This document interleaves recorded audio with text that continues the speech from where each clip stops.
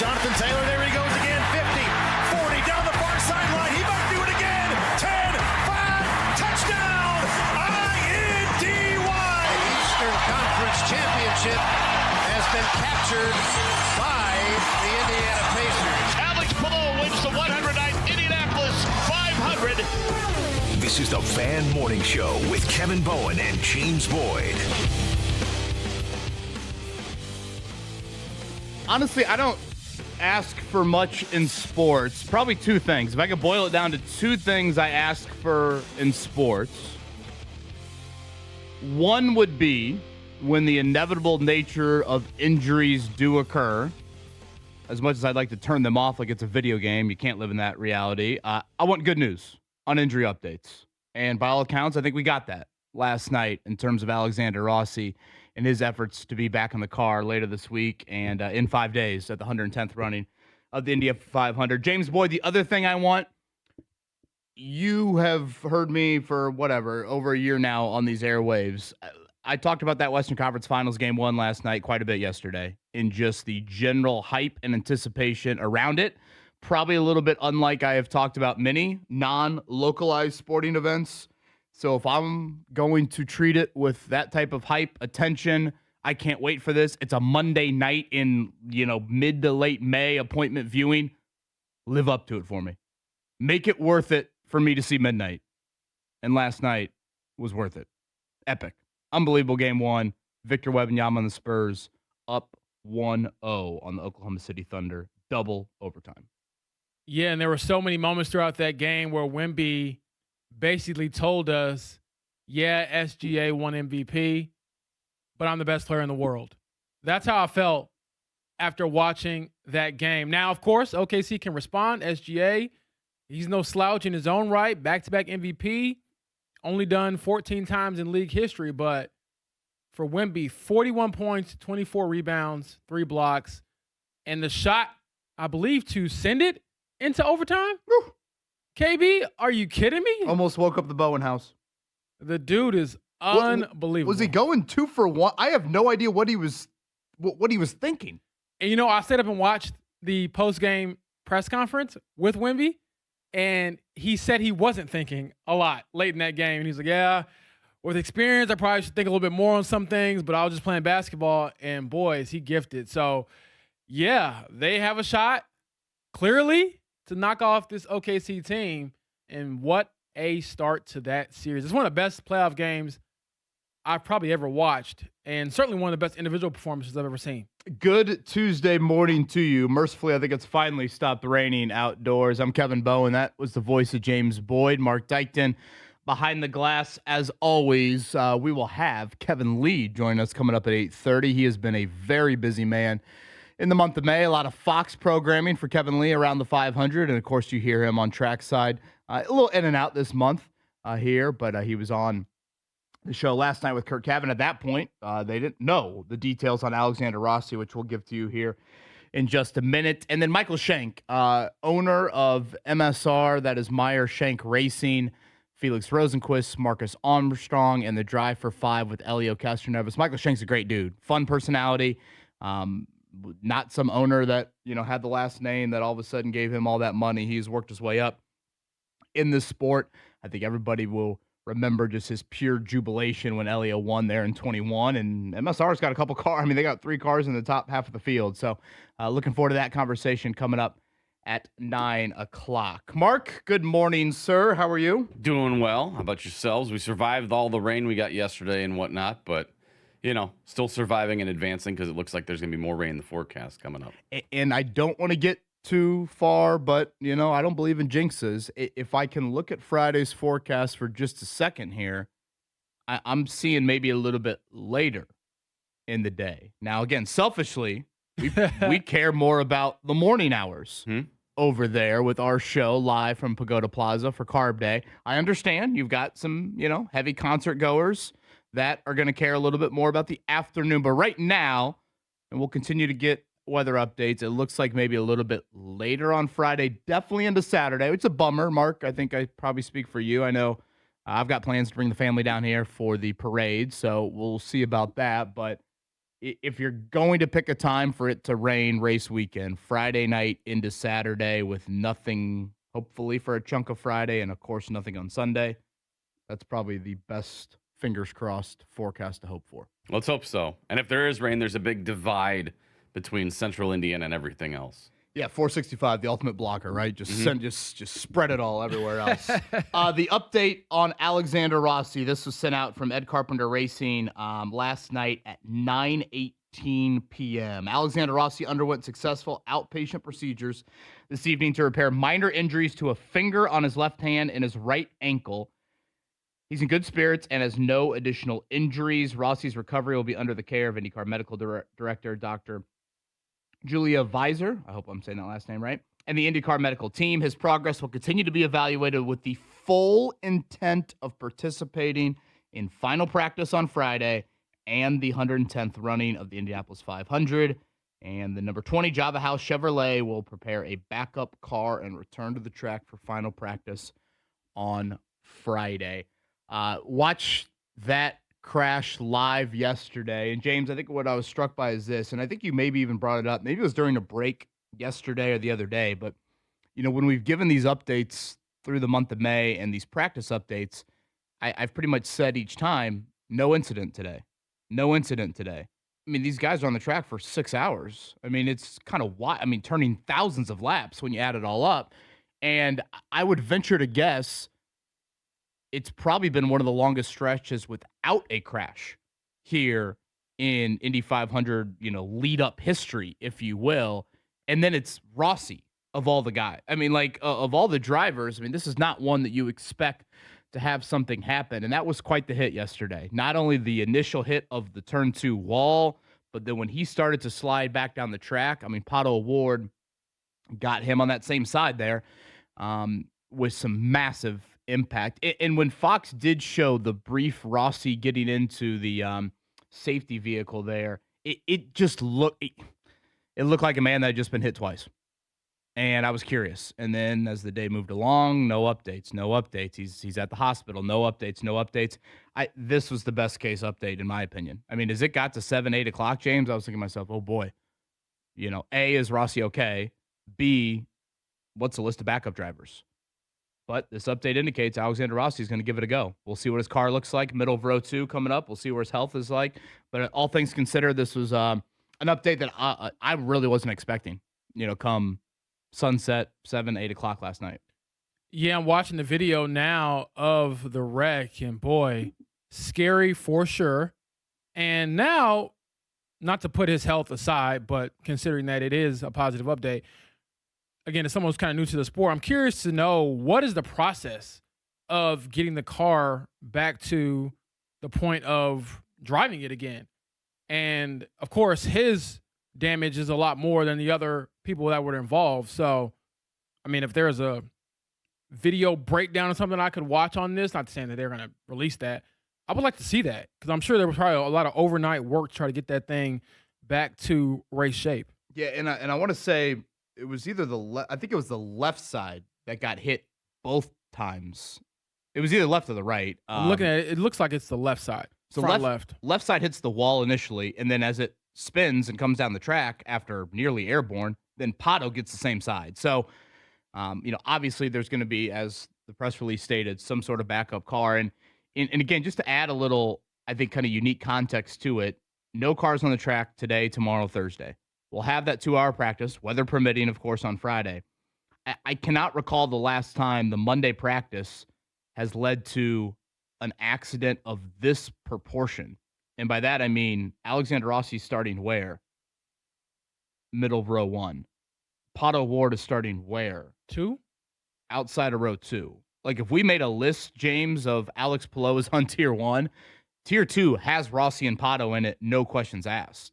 This time yesterday. Right. So this is not a few years ago, I think we had, Steph Wilson, we've had some cars, some drivers, suffer an accident on the Monday practice, but this magnitude, 2 of the top, 5 favorites not named Palou. I don't recall the last time. Yeah. And so, yes, what will Rossi's car, obviously, what will Rossi be like on Friday? Yeah. Where's his, mental state?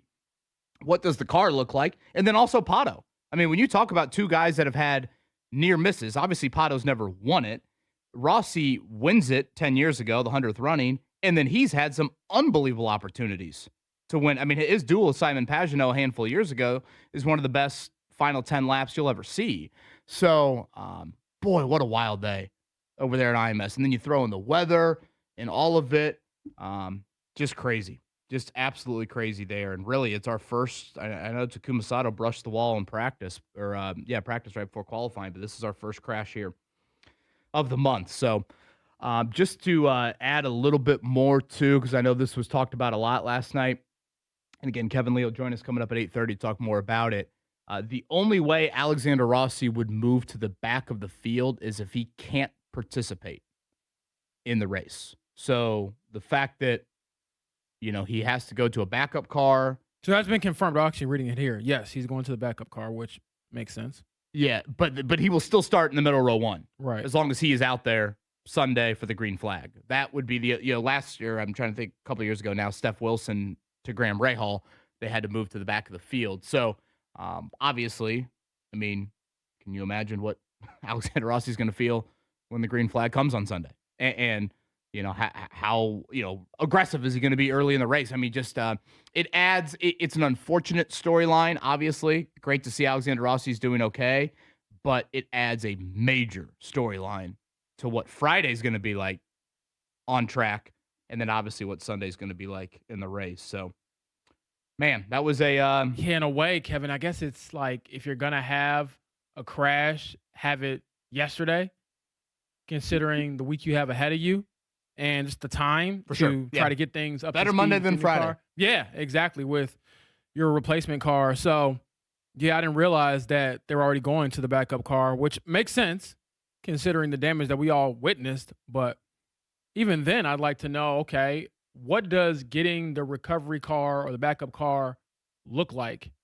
And how quickly do you have to kind of get those things in tip-top shape? Because clearly you invest so much in one car for so much time because you think that's going to be the one you're driving. Yeah, I don't think this is as simple as I've lost my favorite chapstick. Let me go to the gas station and buy another one. Not as simple as getting an oil change, you know? I think Jake Query does a really nice job in trying to compare the Indy car to building a pretty sophisticated Lego.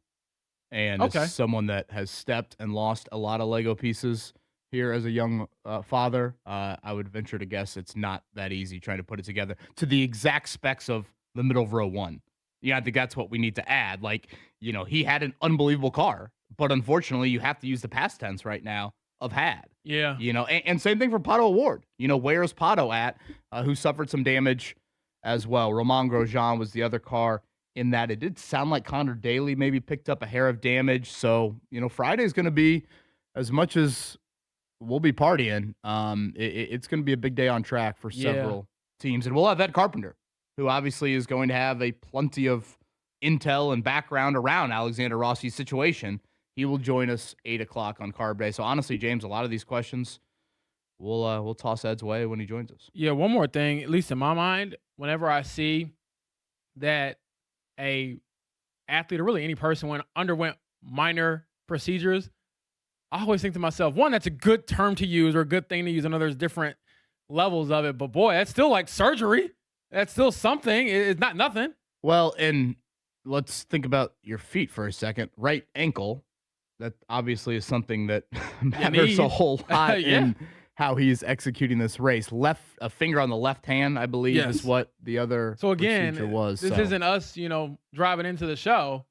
Yeah. A little more stress and force on those joints and body parts as you try to participate in one of the biggest races, the biggest race in the world. Not me stretching out my back in studio, Mark, I think is what James is saying with that comment there. Mark with the headphones off. I think he's watching Cubs highlights, or lowlights, I should say, from last night. Quite the night in baseball as well. We'll touch on that. Thank you for spending your Tuesday morning with us. Again, Kevin Lee going to join us coming up at 8:30. Michael Shank from Meyer Shank Racing at 9. This is the Hensley Legal Group Command Center. It happens. Hire Hensley.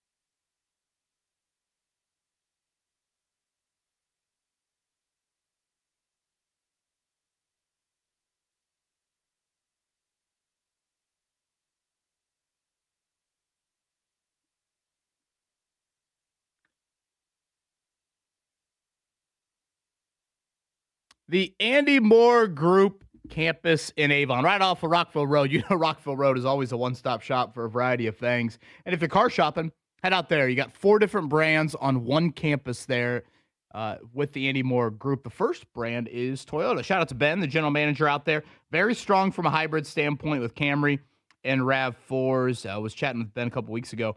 Best inventory they've had in years. Said the most new models they've had in over 3 years. So I know one thing with car shopping right now is, yeah, you might go, but the inventory on site is not a guarantee. With Toyota, though, you've got a bunch to choose from out there off of Rockville Road. So again, this is out Avon, Andy Moore Group campus, 4 different brands: Kia, Volkswagen, Nissan, and the Toyota brand as well. Andy Moore Group campus in Avon. Stop there today. Tell them Kevin Bowen sent you.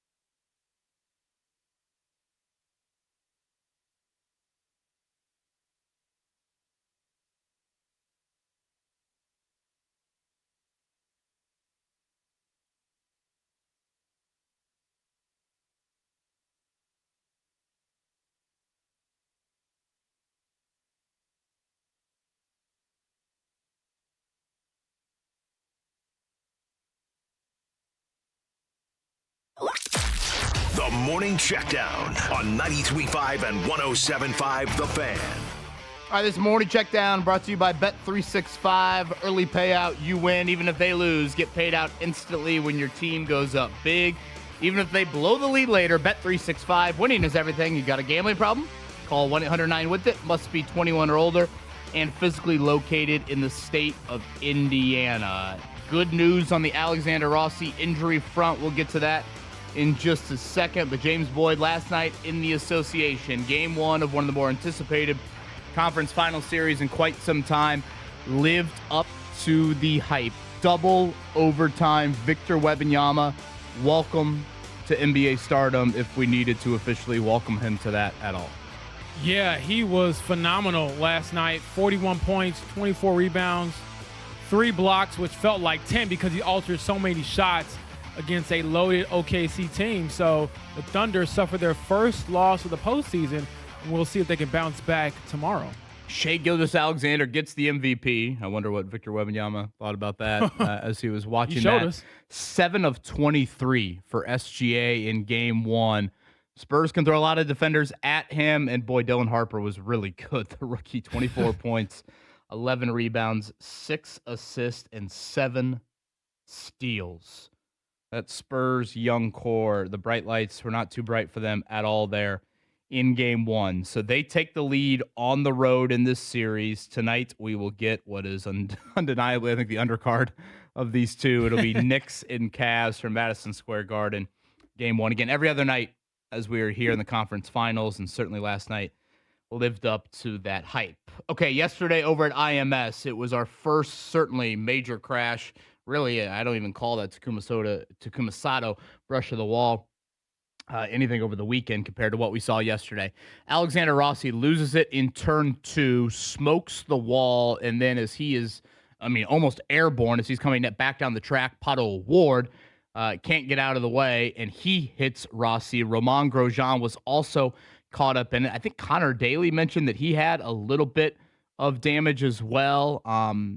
Everybody cleared except Rossi. It was several hours before we got any update outside of him, awake alert, but was being sent to the hospital. Announced last night by Ed Carpenter Racing just after 9 o'clock. Alexander Rossi had outpatient procedures to repair minor injuries to a finger on his left hand and his right ankle. He will be in the car coming up on Friday. The full intent was the phrase used there in the press release of participating in the Carb Day practice, which starts at 11 a.m., and in the race on Sunday, and he will be in a backup car. I don't think you can understate just the massive news this is in regards to, really, I would say two of the favorites, certainly two of the favorites in Rossi and Pato Ward when you put Alex Palou's name to the side. Absolutely. And again, you're just happy that there wasn't something more major as far as the injury fronts go, but certainly we'll be working around the clock to get his backup car up to speed, no pun intended, for race day. Again, nothing on the track today, tomorrow, Thursday. They only practiced for about an hour yesterday. Obviously, you had this caution that halted some things, and then you had Mother Nature showing off her ugly head there. But the leader in yesterday's practice was Joseph Newgarden. Is this where we note that Fox shared that each of the last 2 years, the leader in this Monday practice has gone on to win the race? Wow. Well, maybe that trend will continue. Joseph Newgarden starting. Mark, great work printing out these colored grids. These look beautiful. The ink budget's gone now, buddy.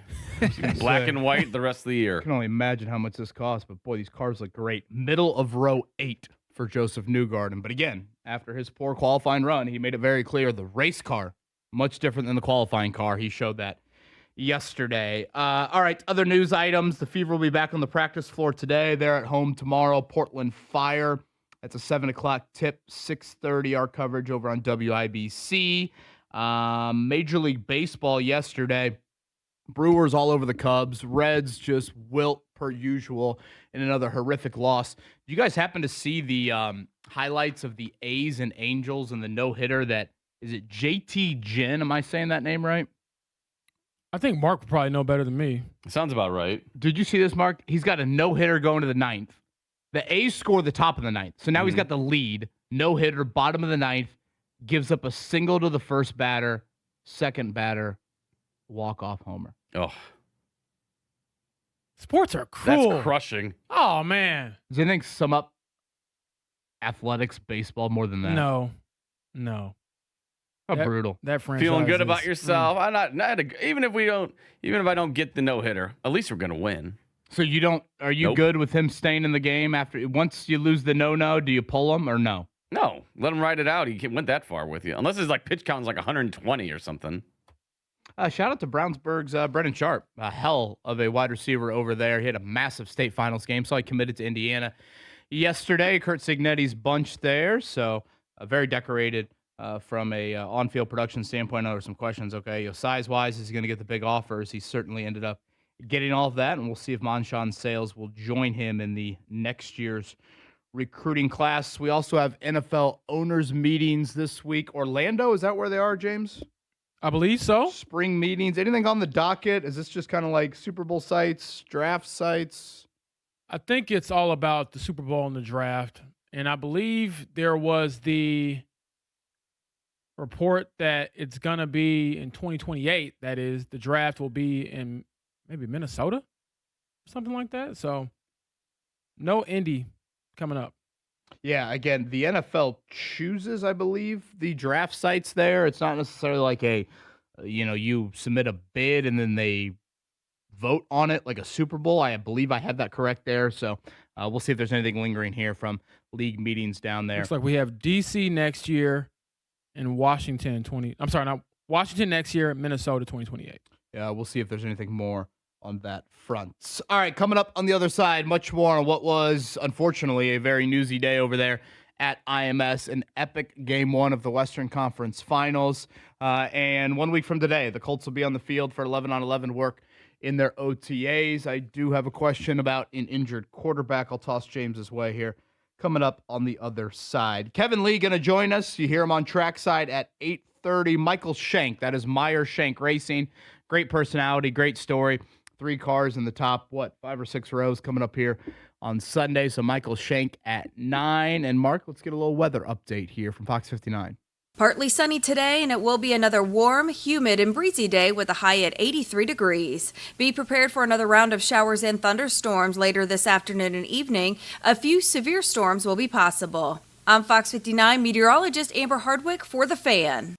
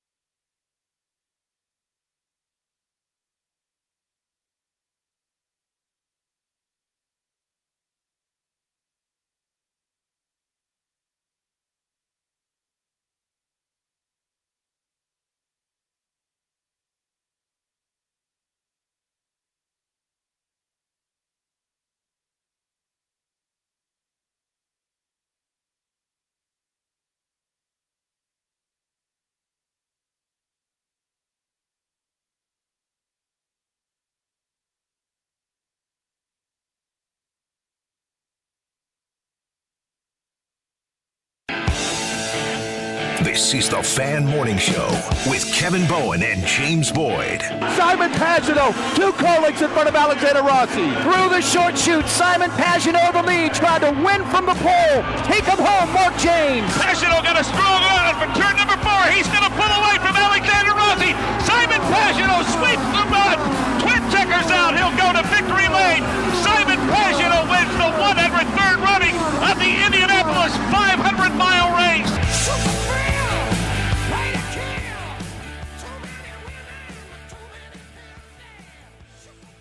I think that's one of the best duels. Mentioned that a little bit earlier in the show. 2019, yes, the sweeping of the month of May there from Mark James. Simon Pagino, not only the road course that year, but also the 2019 Indianapolis 500. Just an unbelievable duel, really, from Rossi and Pagino. The final, probably 10 or 15 laps, and just Rossi just had some incredible passes on that afternoon. And good news on the Alexander Rossi front, I think all things considered, after yesterday's very serious crash for him that caught up Pato Award and also Romain Grosjean.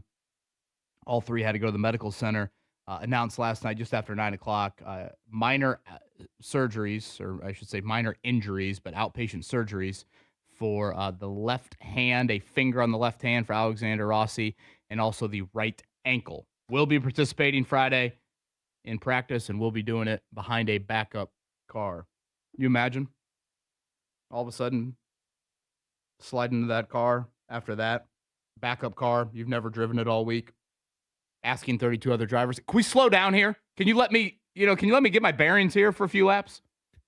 Don't think that's going to happen, right, on Friday? Not at all. But again, at least you have the opportunity to get your bearings personally before you turn right back around and have to get into race mode, because as we said earlier in the show, better to have this happen, if it's going to happen at all, on a Monday instead of a Friday. So unfortunate, but fortunate from the standpoint of no serious, crazy injuries. Just got to get the car together. And I think physically we might be downplaying it a bit because we've seen so many drivers go through similar situations and pull through. But physically, I got to imagine that Rossi isn't going to be feeling 100% come Friday, Thursday, whatever, when he's back in the car. But point being, at least he's able to participate. Well, I'm pretty idiotic when it comes to anything medically, James, but I don't think you can just shoot up the old right ankle. I'd assume you need some feeling in the right ankle, right, to push the pedals down. I would venture to guess. Yes, I would think so. This is not just, grab the smelling salts and the, Toradol and get out there and, run the Oklahoma drill for 60 minutes in a game. Yeah, and again, credit to a lot of athletes who make it seem so easy to perform through injury, but that is what is on the table for Alexander Rossi after the wreck yesterday. It was a tremendous game one last night out there in Oklahoma City. Double overtime, the Spurs over the Thunder. I'm trying to think the last time watching a sporting event that I have had as big of an audible gasp, let alone Monday night at like 11:30 when Wembanyama pulled up for the, what was it officially? How many feet was that? I can go back and check for you. I mean, it had to be 30-ish. Pulling up there as the Spurs were down in the first. That was the first overtime. Gosh, it all kind of blends together at this point here. Double overtime win for them. I honestly thought when he pulled up from three there, he was thinking kind of 2 for 1. But James, as you pointed out after the game, Wembanyama in true kind of young player fashion was like, yeah, I really don't even know what I was thinking in those kind of final few minutes of regulation and both the overtimes there. Just an incredible moment there. And I know a lot of people have done the side-by-sides with the Steph Curry 3 in that same building. Years ago, I remember watching that. I want to say it was the night before an Indy 500, if I remember correctly, back years ago. But what a shot. What a moment. And I don't know if, Wembanyama is, needed to have some, arrival moment in the league, per se. But if he needed, I guess, any of that, you got it last night in that 3 that tied the game up there with the Thunder. Yeah, he is, and I looked at it just now, 27-foot three-pointer. From a guy who's 7'6". And I had feelings of, wow, let me think of the top games I've ever seen, and it's up there, especially considering that's his first conference finals game ever, and he's doing stuff that Wilt Chamberlain was doing and Hall of Famers were doing. So just an outstanding performance overall from probably the face of the league. And if you're going to pick someone to sort of pass the torch to from the LeBron, Steph Curry era to the new one, that dude is certainly ripe for the selection after that kind of performance. And just considering how measured he is in everything, Kevin, he's so competitive, and he usually says the quiet part out loud. They're asking him last night about watching someone else win the MVP over you and then having to go play him, and you can tell he wants to say more, but he looked at everyone and said, yeah, I want that award. I want to win it a lot. So I took that as, well, he stole that one from me, so now I got to go show everybody a little bit more of what I can do. Yeah, so the final totals last night for Wembanyama in that game one, 41-24 in 48 minutes. I was wildly impressed with Dylan Harper. Yes, you know, just the variety of ways he can impact the game on both ends of the floor there. And on a night when, you know, Stephen Castle had 11 turnovers, I think it was. And really the Spurs, like, yes, they win game one in OKC. James, they had 21 turnovers. They were without De'Aaron Fox, their point guard. Right. Who is expected to play in game two. So if you're OKC, like, they got more in the tank is what I'm saying. Yeah, here no, in San Antonio. exactly. I'm saying for OKC, you had a chance to kind of take your shot at a weakened Spurs team, whereas on your side, you actually got stronger from a rotation standpoint with the return of Jalen Williams, who really hasn't played much all year, especially during the playoffs. I thought he was pretty good. I know he had a couple moments late that weren't great, but I mean, for a guy that's missed that much time, for him to give you that, especially on a night when Chet Holmgren didn't give you hardly anything, and SGA was 7-23. I mean, hell, Jalen Williams and Caruso kind of carried him. I was going to mention Caruso. Caruso is going to get lost in history because Wemby had that game, but Caruso probably had one of the best bench performances I've ever seen in the playoffs. He was phenomenal, hit 8 threes off the bench, scored 31 points. I think that's definitely a playoff career high, might be even an NBA career high, and you still don't win that game. To your point about Chet, he's got to wake up. I thought he was very soft last night, pretty much non-existent outside of that block on Wemby at the end of, was that regulation? Mm-hmm. Like you said, it all kind of runs together. After the SGA layup. Yeah, but I understand you're not going to be on the same level as Wemby ever, but you got to offer more than that, especially as an all-star player in your own right. Which I think it's a little bit of a subplot storyline to this series for those that maybe haven't been totally plugged into like the rise in these guys' careers. Chet and Wemby have a lot of history internationally. Yeah. You know, in some of these USA, France, World Cup, you know, Junior World, you know, those sorts of games. And Chet was always thought of as kind of the best American big guy at that age. So I think there's a little bit more there, maybe psychologically almost for Chet in this matchup. And obviously last year in the finals, I thought there were times where he went missing, and then Game 7 he dominated Turner, you know, in that finals matchup there. So yeah, just it lived up to it. Tremendous game one there. Tonight we'll get Eastern Conference game one here, Knicks and Cavs. Have you seen anything official on OG Anunoby? I have not. I can check the I think there was a NBA injury report. Thought was he might be able to give it a go coming up tonight. Which I will say this real quick. I saw a lot of posts after that game last night, and it was a great game, don't get me wrong. People were like, man, this is the best game of the 2020s and all this stuff. And it is probably up there. But must we forget the Pacers run last year? I was like, this was happening pretty much every night in my book. Now, maybe not that level of individual performance as far as just the accolades and the stats, but we were on the edge of our seat for a lot of games last year. So I felt like, you know, the old man yelling at the clouds saying, hey, don't forget what just happened. Well, it was funny. What the Pacers did to, I think, the rest of the sports world is they turned like down 7, 30 seconds to go. You start looking for the next thing to watch. Yeah. The Pacers kept you there. They're like, you don't touch that remote. You don't even think about scrolling for something else here, because down 7 to 30 seconds to go, the game's just getting started. That's kind of what the Pacers did. Right. And I'm like, did y'all forget what we were watching? What we were witnessing was history every other night. And obviously game one of the finals. Now, we will say the Thunder did have 7 of the Nuggets. last year in a series. Obviously, the Pacers took them to 7 as well. So I believe they trailed in that Nuggets series and in the Pacers series, and still came back and won it. So this isn't like the most foreign spot. Obviously, Right. It's their first loss here in the postseason. First loss since those Pacers, right? That's crazy first to loss think since about. Game 6, right? Of Also, the NBA Finals. you asked about OG Anunoby. He's listed as probable on the latest injury report for the Knicks. So I would assume, should be given a go. barring then. any setbacks, he should be playing. Kevin Lee going to join us coming up at 8:30. Michael Shank, who's just got a great story. For those unfamiliar, that's Meyer Shank Racing here. That is the team that Elio Castroneves won the 500 with in 21. They also, obviously, have Elio here in the drive for 5.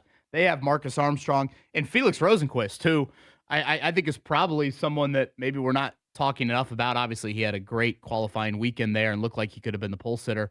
But he's a guy that is probably one that you shouldn't discredit being up there come that final stint on Sunday. Michael Shank, great personality, a fun dude, and he's going to join us coming up at 9 o'clock. And honestly, James, I think some of these questions that you've kind of asked me today, and I'm not super educated on them, of, okay, what does it look like getting a backup car ready?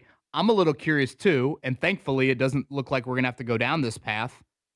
But for Ed Carpenter, for Ted Geloff, for some of the people associated with Ed Carpenter Racing, what was yesterday like? You have to think about the possibility of a backup driver. And I get that probably some of it is just, well, yeah, you thought about that a month ago and you have the list. It's the old athletic director that always has the list of the 5 coaches he wants to hire at every sport in his drawer or in her drawer. That's kind of the old adage there. But like, what does that look like? Because, some of those names are kind of going through my head last night. I remember being on pit lane on Thursday and I see Callum Ilott walking up and down pit lane. And I would assume he would probably be one that people would look to. I know when this debate comes up a lot of people ask about James Hinchcliffe, who is in the booth for Fox. Where is he at from an availability standpoint? Another name that kind of popped into my head yesterday, and I have no idea if it would even be possible, but this is our first 500 in 20 years without Marco Andretti. Would Marco be someone that would be of a thought there? Am I thinking a little bit too much from a, storyline standpoint? Hunter McElroy is the backup driver for Ed Carpenter Racing, but I don't believe I think he only has one IndyCar race, and I don't think any oval over at IMS experience there. So I think he has to pass some sort of test. Right. And again, Kevin Lee can clear this up at 8:30. I think there are a couple of drivers, Callum Ilott being one, maybe Linus Lundqvist, who raced in the 500 recently. There are a couple of them that I don't think need to pass anything. But again, that's, Kevin can clear that up when he joins us here. But luckily, that seems to be a moot point because it sounds like Alexander Rossi is going to be in the car coming up Friday. So I know Carb Day means a whole lot to a lot of people. And oh boy, does it mean a whole lot to Ed Carpenter Racing and Alexander Rossi and Pato Award. I mean, you want to talk about a bridesmaid? Seemingly that's Pato. And Mark, I know you were out there the other day outside of Connor Daly and maybe right up there with Connor Daly. The Pato Award storyline would be right up there with any others. Ashley was pissed yesterday. She's like, Pato got in a wreck. I'm like, yeah. She was not happy. She's making you drive to the medical center to check on him? Yeah. Well, she's telling me, I guess he's doing like a meet and greet at Speedway today at Kroger. And she's like, are you going to go and check on him for me? I'm like, I mean, I could. I'm sure the massive amount of fans that will be there will do it for you, but sure. Yeah. So now I'm running errands on the guy she thinks is cute. So that's what she's trying to get me to do. Sounds like a bad movie, man. Not great. Gosh. It's not ideal. Yeah. Like, why am I going to see him? It's bad. Seeing the other guy? It's bad enough your Cubs are playing like this, and now you got to deal with all that. Well, that was unnecessary to even bring them up. Well, I'm just trying to update people that maybe have missed out on sports last night. I need you to go to Wrigley again. You need to break the curse. You need to get some good vibes You going did again. provide a lot of good luck for the Cubs. I know, and I think since then they've just tanked. And didn't my guy pitch last night, Mark? Shota, yeah. Yeah, that was my guy when we were there. He did right? not do well last night. I don't think he's done well in either of the starts since. Maybe he did something. Maybe I dropped a little voodoo on. You and I are going in the car and we're driving to Wrigley after the show. Well, I'll tell you what, I'm not looking for Pato Award. I'm not trying to support Ashley Dykton's side action here, although I do love me some Pato Award there. But again, when I saw that wreck happen yesterday, obviously the immediate thought is, wow, I'm not used to Alexander Rossi wrecking at all, let alone that magnitude. And then I'll continue to reiterate this point, James. The Monday practice, nothing today. Nothing tomorrow. Nothing Thursday. Carb day for 2 hours. And carb day can mean a whole lot to different teams. Some teams are like, hey, we'll go out there for 20 minutes. We'll do a couple pit stops, and we're done. We feel good about the car, and we're putting that thing in the garage. Others are going to treat it like, oh, my gosh, we need every minute of these 2 hours. And that's where I think Alexander Rossi and Pato O'Ward could be. 1,000%. These two wrecks didn't happen to two people starting in row 9, row 10, row 11. This happened to two cars, two of the three cars involved. You're going to put on a list of top 5 favorites in the entire race. I don't want to speak too much out of turn, but I think it's rather unprecedented, especially in recent years, to have two cars of this magnitude, the middle of row 1 for Rossi, outside of row 2 for Pato O'Ward, be involved in such a significant accident here where there's going to be significant changes to both of these cars. Certainly. And I look at it from the standpoint of, again, at least it happened this early in the week. And you got a chance to build, recover, both physically yourself and your car or the replacement car, get that up to speed. But I hear you, but there's only one day left. And that one day looks a little iffy weather-wise. I know. And then, so this is the question I had. And you probably do know the answer to this because it's more up your alley and you've done Carb Day for quite some time. So if the rain doesn't really cooperate, what happens? Yeah. Do you get an extra practice day that Saturday? How does that work? Again, or do you just get nothing? Don't want to speak out of turn, but I think that's it. Boy, okay. Well, I'm looking forward to talking to a few of our guests today to understand more about it because... And not that Saturday is like the most whatever, intense day for drivers in terms of, obviously I assume there's some sponsor elements to it. Sure. Drivers obviously participate in the parade, like things like that. I want to say there's an autograph session if I'm not mistaken. But again, Saturday, like if you look at this weather right now, it kind of looks like Friday afternoon into Saturday. So it's not a guarantee that Saturday you would be able to even get out on the track there. So, no, these are all fair questions. And then again, if you were going to go to a backup driver, and to the point you made earlier, if that backup driver needed like a session out on the track, when would that occur? Yeah. You listened to Kevin Lee and Kurt Kevin last night on Trackside. They brought up James Hinchcliffe suffered a horrific crash. I think it was on that Monday practice years ago. And I think it was Ryan Briscoe filled in for him, and he got a special session like on Thursday of this week. Right. But again, this is supposed to be kind of media time. Tuesday, Wednesday, Thursday. Some of these guys ease up a little bit. Go across the country. There's a big media day here on Thursday. I don't think they do it to the magnitude that they used to do it.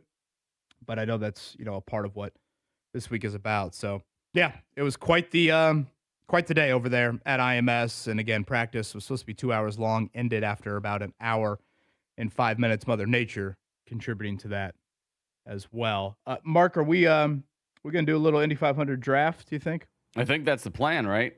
One where we're going to drive 4 drivers each, one a day. Okay. Now, this news yesterday maybe throws a wrench into what your draft board looks like. Potentially. Very interesting. Now, to reiterate, Alexander Rossi, the only way he would go, or I should say that car would go to the back of the field, is if he can't participate himself. Go into a backup car, even making an engine change, you still stay in your spot. That is a rule that's changed over time. But if for some reason, Callum Ilott, Devlin DeFrancesco, whoever, Linus Lundqvist, somebody else has to be in that car, then it would go to the back of the field. So different driver, back of the field. Correct. Not different car. Not engine change, which for those being involved in drafts coming up, Calcutta's, whatever scratches the itch here. Mark, do you do a picking of drivers with the family? Usually I know who's going to be unavailable in my house, so I know I've got kind of the pick of the litter elsewhere. Man, it sounds like the wedding photo might have been brought down, and Pato O'Ward and Papaya might be above the bed. There's currently right now. just a sheet over it, just covering it. Like, well, we'll take this down maybe after Sunday. We'll see if we're on good terms again. Man, I'm a little nervous for you, brother. Kind of like an ofrenda where like someone passes away. Like, we'll put this away for a little bit. And you guys are going together, you and your wife, on Sunday, is that correct? We're going together. I don't know if we're coming back together. We'll see. Be careful of the old coke lot there. What could happen in the infield. All right, coming up on the other side, do want to get into a little Colts conversation. We'll be out there tomorrow for some media availability. Next week, they will begin their OTAs. That is the 11-on-11 period. I am curious, quarterback-wise, non-Richardson related. I know we've hit on that. But could we see Daniel Jones participate at all in this? So We will do that coming up in the 8 o'clock hour. Reminder, Kevin Lee at 8:30, Michael Shank at 9. This is the Fan Morning Show, the Hensley Legal Group Command Center. It happens. Hire Hensley.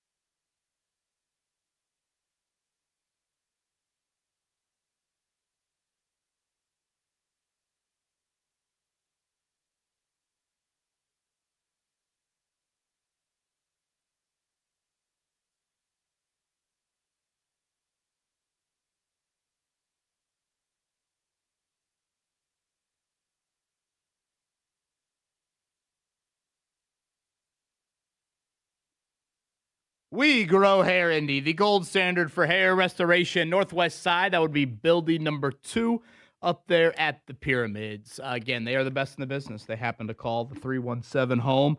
They're actually one of 2 places in the entire country to offer the artist robotic FUE procedure, which is what I got done. Multi-unit grafting, which is what I would say probably more people get done. They're one of 2 clinics to offer that here in the entire country. So I know a lot of people, they're going, whatever, out of state, out of country to get certain procedures done. The Instagram algorithm fed them something.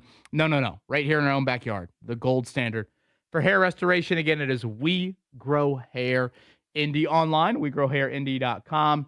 Free evaluation, private evaluation, virtual evaluation. All of that is available to you. They are the best in the business. Contact them today. We Grow Hair Indy.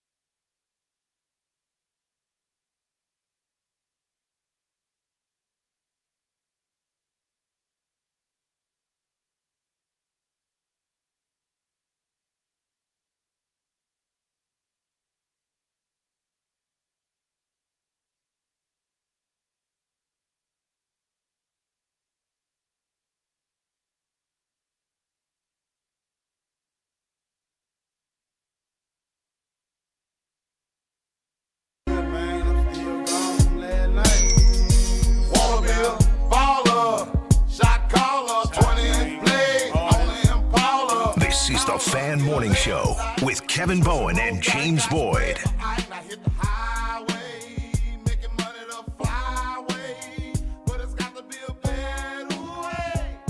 A good Tuesday morning to you. Mark Dykton, thank you for this jam. 8 o'clock hour here. That's a roller rink jam back in the day. It is. A roller That rink. one or Pony would come on, and you'd be like, get out of my way. That sounds like the playlist for Ashley say- Dykton and Pato Award. You know Kids it. actually go roller skating anymore? Do they still have the place? It was on the west side, Mark, so maybe you're Skateland? right off 465? Yeah, I think so. Really? For sure. It's still standing. I mean, I was so sick. I used to watch, I swear it was on ESPN Classic. The ESPN Classic hasn't been a thing in years. But I used to watch, like, the roller derby. Like, I mean, Oh, yeah, the elbows flying, people going over yeah. the railing. I mean, that was electric. Oh, yeah. Yeah. Who needs game one of the Western Conference Finals when you can just watch that? It's a true contact sport right there. Oh. epic. Wembanyama would fit right in after that elbow he threw the other night. Well, his elbows might be too high, you know? You get Someone, Caruso under his chin, and all of a sudden, Victor might be going down. do you remember the play where he grabbed the rebound and SGA was kind of like grabbing his waist or whatever? Someone clipped it and showed that it looked like for a split second, Wemby won't throw the elbow again. And he raises the elbow and like he puts it back down and starts laughing at SGA. And someone said he didn't listen to like the devil on the shoulder, listen to the angel on the shoulder. And I just had to laugh at it because it definitely looked like he got irritated. But boy, what a special performance from that guy. And I know we're all missing the Pacers in the playoffs, but at least we got some good theater last night. Well, I said this to lead off the show, and I'll say it again. Honestly, there are two things that I feel like I root for most in sports. One is when we have hyped up, anticipated games, national championship type games, Super Bowl games, especially when we know the seasons are coming to an end. We don't get many more of these nights, these moments. Right. Live up to the hype for me. Make it worth staying up for. Last night was one of those in Spurs Thunder. And again, a series that I think is as anticipated as any in quite some time. And then the other thing is, I know it's not reality, but I wish we could turn off injuries. I wish we could just see the same athletes, teams at full strength we love week in and week out, night in, night out. Yeah. Halliburton Achilles, Daniel Jones Achilles, Purdue fans would be shouting about Robbie Hummel's ACL, all of it. And obviously I'm speaking to yesterday, from a driver standpoint, when you see the wreck that Alexander Rossi occurred, and then you don't really get any sort of update. I mean, we got the awake and alert pretty much right away. And I think Pato Ward and Ramon Grosjean both shared in the medical care center that Rossi was in good spirits, but still, you don't know. I mean, when you watched him walk into the car, he looked like he was laboring.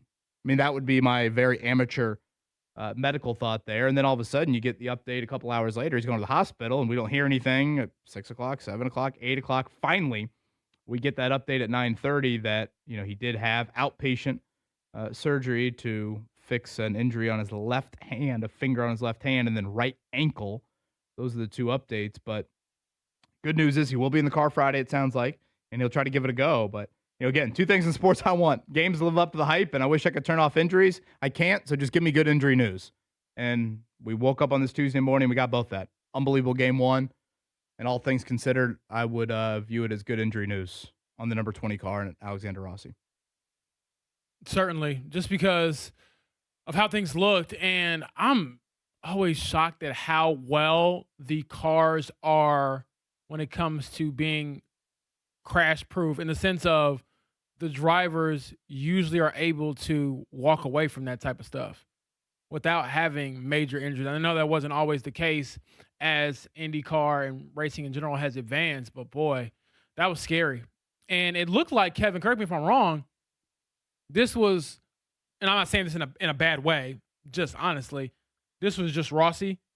It didn't look like he was hit by anyone or had any sort of debris on the track. It just looked like he might have lost control there for a second, and that caused the wreck ultimately. And you feel bad for him, but also looking at it from like the Pato Award standpoint, on one hand, there's a human element of, I'm sure he's like, I'm glad Rossi's okay, but there's also the other human element of like, gosh dang it, I didn't do anything wrong, and here I am having to figure it out a couple days outside of a huge race in which I clearly want to win.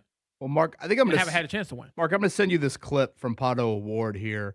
I meant to send it to you last night so Rossi hits the wall. Rossi's, I mean, I'd call him a little bit airborne. I don't know how else to describe it when he hits the wall initially. And as he's coming back down the track, Pato gets him. Pato can't get out of the way. So Pato, I guess Rossi got hit twice almost, or definitely got hit twice, I should say. And as Pato is now spinning, so now Pato is spinning himself. And again, yesterday is one of the bigger practice days of the year. You don't have cars on track the next 3 days. As Pato is spinning and probably hoping he doesn't get hit again, right? He's out of control. The team comes on the radio and goes, "Are you okay?" And in true driver fashion, Pato utters some phrase of, "Car's not." Doesn't even say anything about himself. Just, "Car's not." And he said it with a dejection, like I tell Max Bowen to say, "Rosie, you're sorry," when you take something from her. Yeah. Like, just was met with that. And again, I think it's kind of the true athlete, competitor, in the arena type of really, I mean, athlete is the word that keeps on coming to mind. I guess driver, in that moment where, that was his first thought. Now, obviously he was fine physically, but he's had so many near moments. And you look at his track record, I want to say it's 6 or 7 Indy 500s. He's finished in the top 6 of every one but one. The one he didn't, he crashed going for the lead late in the race. I mean, he has been as consistent of a final stint driver as any. And he knows in that moment that the car that qualified on the outside of row 2 is not going to be the same car that's there for him coming up on Friday for carb day and potentially on Sunday for race day. He obviously hopes that that's the case, but in all likelihood, it's probably not going to be the same car. And that is a hard pill to swallow. And I think certainly will have a mental toll as well, KB, because on one hand, you kind of want to grieve. And on the other hand, you want to try to get yourself together and get in a different mindset of, okay, we can still win this. Because as you pointed out, although there were 3 people involved in that wreck yesterday with Ramon Grosjean as well, the first 2 that come to mind, no disrespect to Ramon, is that, okay, well, Rossi and Pato Award both have legitimate chances to win this. They came into this not as the favorite with Alex Palou winning the pole, but as favorites, plural, that could legitimately go out there and get this thing done. And for Pato's sake, I think both of you pointed out that he's still chasing his first Indy 500 victory. And you're thinking, boy, did I just lose my best shot before I had a chance to take my best shot. And we'll ask Kevin Lee this when he joins us coming up in about 20 minutes. But one thing to go back to what you brought up earlier, James, was this just Rossi losing it? Again, super uneducated, but by all accounts, yes.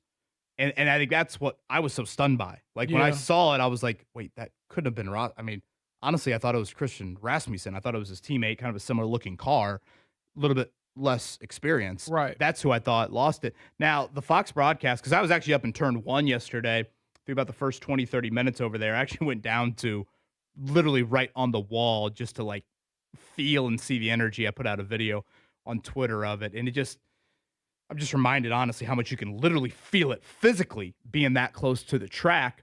But the Fox broadcast, which I turned on a little bit later, right before actually the wreck happened, I forget if it was James Hinchcliffe or Townsend Bell, they did mention that they think turn 2 of all the turns out there is the trickiest. So, did that have something to do with it? They also said that Rossi was very late in the stint. And by that, usually your tires allow for about 30 laps. I think they had Rossi at like lap 26 when it came to his tires. And also, for anybody that was outside yesterday at 1:30 or 2 o'clock, I mean, it looked like, Twister-like, looking up in the, sky there for a while. The winds were definitely picking up. So, is there some combination of any of that there? But yeah, I don't, to answer your question, I don't think it was any debris related. It's not like he really had any cars immediately in front of him either that were kind of checking up. So yeah, it's just a rare moment that Alexander Rossi is involved in an incident like that. So again, Kevin Lee going to join us coming up here in 20 minutes. 1 week from today, James, we will be, I guess 1 week from tomorrow, we'll be out there. The Colts will actually have an OTA session. I want to say it's a week from Tuesday. So they'll get to offense, defense. They'll get to 11 on 11. Another part of next week and the 2 weeks after that, you can also do some 7 on 7 work. Do you think Daniel Jones does any of that coming up here to close out the spring? I don't. I think 11 on 11 is probably a no-go just because freak stuff can happen. Pass rusher is trying to be aggressive. He all of a sudden slips and falls. The offensive lineman slips and falls. Next thing you know, he steps on his foot. Right. Next thing you know, Daniel Jones kick it out of the way. Whereas 7 on 7, it's a clean pocket. Right. There's nobody around him. Do you think he does any 7 on 7? I think there's a possibility, mainly because when we spoke to Shane Steichen, what was this, KB, maybe 2 weeks ago, the initial meeting at spring practice, he revealed that he was already at that point, I want to say he's maybe like 4.5 months removed, around 5 months removed from surgery. Daniel, that is, was already dropping back to pass, which I thought was a significant milestone for him because passing stationary is one thing, but dropping back means that you're on the move a bit. And so with that in mind, have you made more progress since then to kind of push it even further? But it's also one of those things, KB, where I think the Colts have to hold Daniel back from himself because we know that dude will play through anything, will push to the limit with anything. And while you can be ahead of schedule, you don't want to be so far ahead that you rush it and you ended up having to be behind schedule because you aggravate something or set yourself back. So kind of a gray area there, but I do think we're probably going to see him throwing in some capacity in 7 on 7 just because the dropping back to pass thing was kind of interesting to me. Yeah, I'm trying to think. When we watch 7 on 7 for Colts practices, usually I feel like they have some equipment people kind of holding up, the big whatever pads to try and distract and throwing lanes. I wouldn't go anywhere near that man behind right. me, boy. And to be clear, they don't really go after the quarterback. They're mainly at the line of scrimmage, just kind of acting like defensive linemen. They basically just walk up. They blow the whistle and they walk up with the big old mats and stuff. I guess I bring it up just to be like, what are our Daniel Jones checkpoints? I think he'll be ready for week 1. I feel like you're a little bit more skeptical. I am. So I guess for your skepticism to change, do you need to see him in a preseason game? Do you need to see him in a joint practice? Do you need to see him in 11 on 11 work on day 1 of training camp? When you get, I guess let's get out of the spring for a second. I don't know if 7 on 7 next week really matters in the grand scheme of it. Right. What are your checkpoints for Daniel Jones on September 13th, 1 o'clock, Lamar Jackson versus who? What are your checkpoints?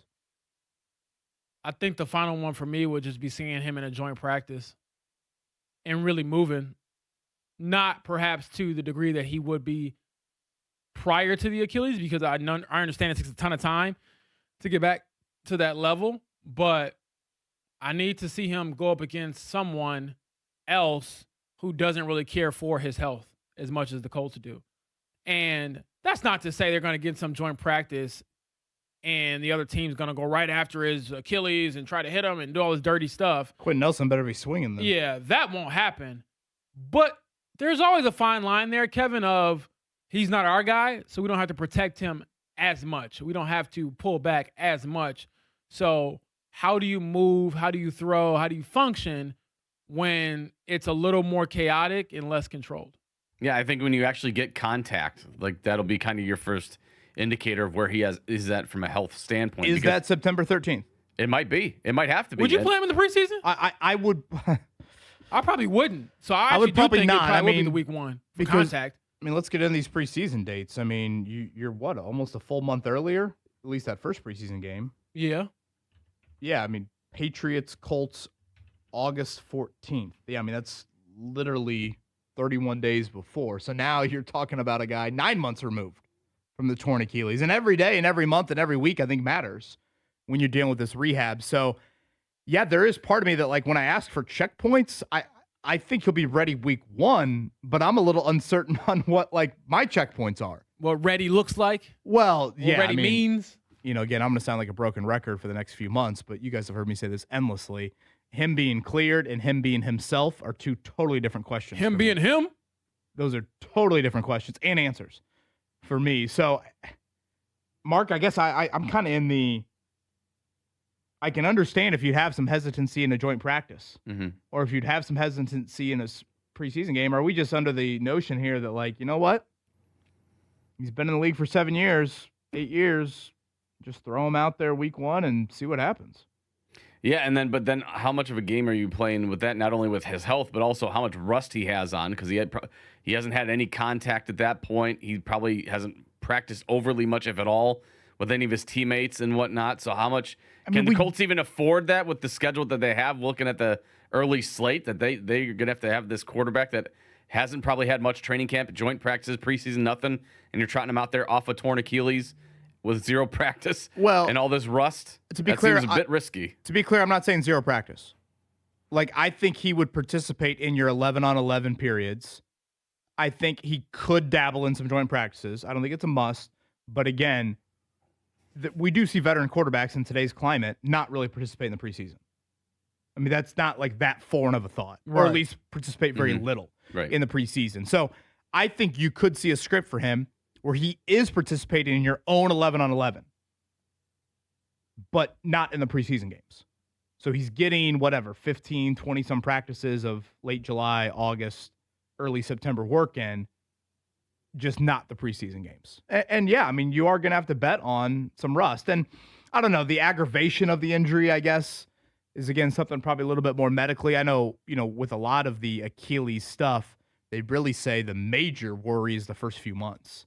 Once you get through month 3, I believe it is, then all of a sudden you kind of breathe a little bit of sigh of relief and what the percentages look like in terms of the potential to, tear it again. So if he's 70%, you guys still trotting him out there against the Ravens in week 1? I'm not. If he's been practicing and whatnot, but he's like, I'm at 70, 80%. 70? Again, not a doctor, but I'm probably had to hear an 80% for myself. Yeah, I think it's a great debate. It's almost like you'd have to watch the side-by-side of, like, Daniel Jones against the Chiefs last year versus Riley Leonard against the Texans. Who's better? Yeah. Yeah, because if you're getting that limited practice and whatnot, if he's saying he's, not 70, not 100%, well, that's a tall ask to just trot him out there. I think, too, what's kind of awkward, Mark, is this. If you're giving him all of these reps, late July through August, early September, if you're giving him these practice reps to knock off rust, that means Riley Leonard is not getting those reps. So then all of a sudden, a week before the start of the season, you're going to say, hey, Riley, get back in there. I mean, that's kind of awkward for Riley Leonard. Yeah. I think this is what makes, things like this difficult for NFL teams is, who are you committing to? Or what are you committing to? We know they want to commit to Daniel Jones, obviously, but what are you committing to? We're going to live with potentially a rusty September. That's why I cared about the start of the schedule so much last week. I was like, what does September look like? What is September? Because I think they almost view it as, we need to live with Daniel Jones knocking off rust in actual games and pray that Jonathan Taylor rushes for 170 yards, which he certainly didn't do late last season.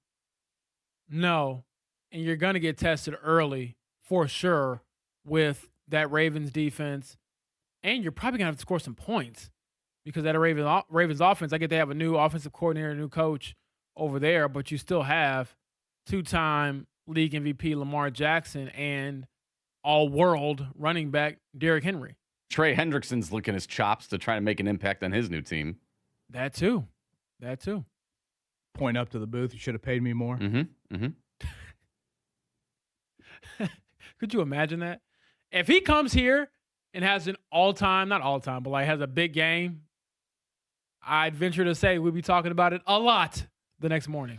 Let's check it down. Kevin Lee going to join us in 10 to talk more about the news over at IMS yesterday. The Morning Checkdown on 93.5 and 107.5 The Fan. Bet365 early payout. You win even if they lose. Get paid out instantly when your team goes up big, even if they blow the lead later. Bet365. Winning is everything. You got a gambling problem? Call 1-800-9-WITH-IT. Must be 21 or older and physically located in Indiana. James, let's start with the update over there at IMS. And it actually occurred probably around the end of the first quarter last night in the Western Conference Finals. This from Ed Carpenter Racing in regards to Alexander Rossi. He underwent successful outpatient procedures this evening to repair minor injuries to a finger on his left hand and his right ankle. He obviously suffered those in the crash yesterday afternoon. He's in good spirits and no additional injuries. They have the full intent, that's the exact phrase. His progress will continue to be evaluated with the full intent of participating in the final practice on Carb Day and then the 110th running of the Indy 500. So good news, I think, all things considered, on the Alexander Rossi front. It sounds like, as long as he continues to progress, he'll be in the car coming up 11 a.m. Friday morning for Carb Day. So now all the attention for him and his team beyond his own personal health turns to getting the backup car ready to go. And the Pato Award, who was involved in that wreck as well, not his fault by any means, but has to make those corrections and get his car back into the shape that he wants it to be in. And he's not switching cars like Rossi is, but the car, we saw the wreck, is not what it was. And now you're up against the clock to get it back to, or at least as close to his race shape as you can, after spending, I'd imagine, months preparing for this moment. The leader in yesterday's practice was Joseph Newgarden. Fox did mention on the broadcast that the leader of the last two Monday practices have gone on to win the Indy 500. Newgarden, remember, did not qualify well at all, starting in the middle of row 8, but very quickly after he got out of that qualifying car on Sunday, he mentioned that the race car was much different, and I would say yesterday's practice kind of backed that up. Speaking of backing it up, how about Victor Wembanyama and the Spurs last night? They have not been afraid to chirp a little bit here in that young core. Just an epic game one. Double overtime victory over the Thunder. Wembanyama pulled up, you said officially it was 27 feet on the Yes, three sir. that I thought was going to wake up my children when he hit that one. For Wemby, 41 points, 24 rebounds in 48 minutes of action. Pretty historic, and I don't think that's too big of a term to use for what Victor Wembanyama did last night in game one. No, one of the all-time great performances. Wilt-like numbers for Wemby, who I think is still only 22, which must be scary for the rest of the league, because we might look back at that game and say that's when Wemby became the best player in the world. I saw a stat last night that the Spurs' average age of their starting lineup is like 4 months older than the Michigan Wolverines national Wow. championship starting lineup. Wow. Probably goes to show you where college basketball can be if you want to assemble your roster in that manner, and where the Spurs are as a young, ascending, potentially NBA champion type of team. Shai Gilgeous-Alexander got the MVP before last night's game. He was 7 of 23. Alex Caruso was outstanding. I know he was really good against the Pacers. About 31 off the bench for Caruso. They're going to need more from SGA, of course, and more from Chet Holmgren. Definitely here. So that is game one to the Spurs. We'll see about game one tonight. In the East, it is Knicks, it is Cavs from Madison Square Garden. Major League Baseball yesterday. The Reds blow another one. The Brewers all over the Cubs. And how about this out there with the Oakland A's? It takes a lot to hit the Oakland A's. Are they even the Oakland A's? I don't even know if that's their real first name. Or are they the I Vegas think they're A's? still just the Athletics. We don't even name some geographic region for them? ATH is what it shows on the scoreboards. Really? God, that's kind of wild. JT Ginn, Ginn, I believe is how you say it. He had a no-hitter going to the 9th, gives up a single to the first batter. Not bad. A lot of these instances, you do see teams then take said pitcher out of the game. They're only up 1-0, by the way. The A's had scored in the top of the 9th to take the lead. They leave him in, walk-off homer. What a swing in emotions, Mark, to go from the highest of highs, thinking you're going to be in history, to, boy, that sort of finish. One day, Mark's going to have the girls gathered around. They're going to explain kind of the origins and the stereotypes around sport franchises, and that's the clip he's going to play for the Athletics. Girls, this sums up the Athletics. Yeah, they don't even have a real name. They're just mobile homing it across the country. Yeah, the Nomad Athletics. Fever practice today. They will take on the Portland Fire at home tomorrow. That's an expansion team, right? The Fire? Yes, it is. And your boy will be out at practice today. hoping to get an update on Aaliyah Boston. Will she be available to play tomorrow? Missed the first game of her college and WNBA career.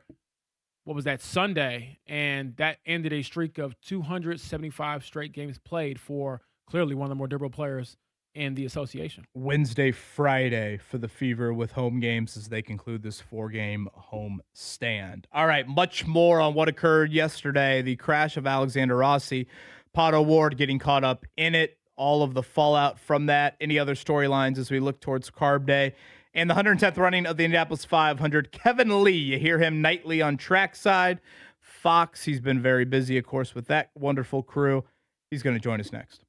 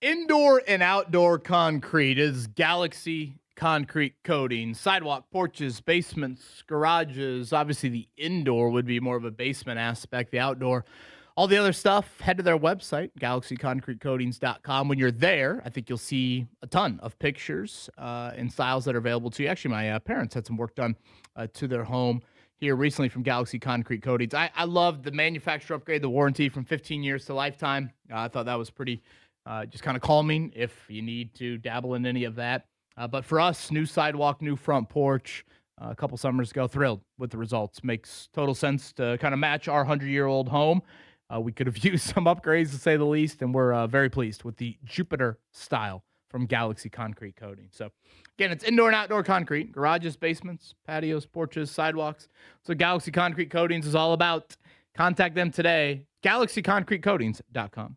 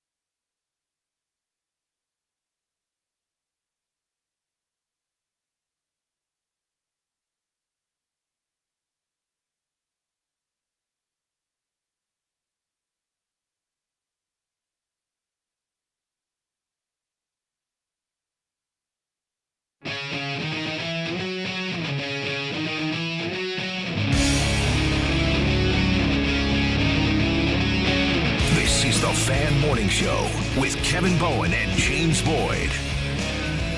The Hensley Legal Group Command Center, that's where we are. It happens, hire Hensley. He's one of the busiest people here, certainly on these airwaves. You see him on Fox all month long. I thought you were talking about me for a second. I'm pretty busy. Nah, you're half-assing it here in this month. He's here to educate us after we have thrown out some questions and probably not met with substantial answers, but that's why we have the great Kevin Lee on, and you can hear him tonight. Trackside got the Burger Bash coming up Thursday as well. We'll get some info on that. Kevin Lee, great to see you from afar with the silent wave in pit lane the other day. Pit reporter extraordinaire. How did it go? I think I faked it enough. Yeah. Didn't know much, but I will say this. The drivers were incredibly accommodating, and it probably helped that I had the IndyCar radio flag mic on there. But yeah, it was fun, honestly. I had some nervous energy, but it was really cool to be down there, so I enjoyed it. Fake it until you make it. I didn't know a whole lot when I started either, and had 3 competent questions to ask people, and expanded from there many years ago. Well, I've listened to you and I've taken some notes, so hopefully that will be kind of the continued career arc. Kevin, my questions will not be competent this morning, but we're going to get through it. Let's start with the news item of yesterday, and obviously just the nature of the wreck, and it sounds like a good news update with Alexander Rossi, all things considered last night. The plan is for him to be in the car on Friday. Let's go there. How vital is Friday going to be for Alexander Rossi and Ed Carpenter Racing, and also Pato O'Ward, considering the nature of yesterday's accident?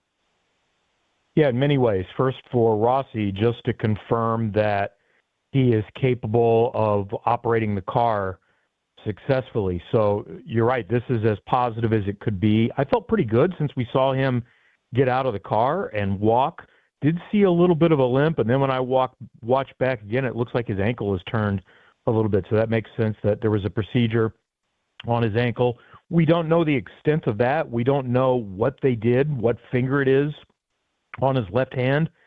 That's more critical than it would be back in the day. Back in the day, a finger injury would have meant very little for the Indy 500, but now so much is done with your fingers, with paddle shifting, with deploying the hybrid and regenerating the hybrid. So that will depend on the finger. I would think that's probably going to be fine, and they can also reconfigure what fingers he needs to use to operate things within the steering wheel. And then it's a matter of some range of motion with the right ankle. Can he operate the gas pedal? So they'll need to do that, and they'll know that before he gets in the car on Thursday. They can go to a simulator. Really even a home iRacing sim would probably tell you where you're at when you decide how much rest is needed and what you want to do from there. Secondly, these are going to be brand new race cars. Pato O'Ward and Alexander Rossi both had excellent race cars. And while the next car will look the same, and these are high-level teams and they will get them prepared, the Indy 500 car is something that teams spend a lot of time on the winter for the proper fit, and there's a specific gearbox, and there are lots of little things that find you hundredths of a second here and there. And now these are both big teams. I think there's still a strong chance that both of these guys are still contenders in this race, but there's a lot of trepidation, and it's a lot better that this happened on Monday than on Carb Day, because they will have a 2-hour practice to dial in the race car and hope that it's just as good as the previous car.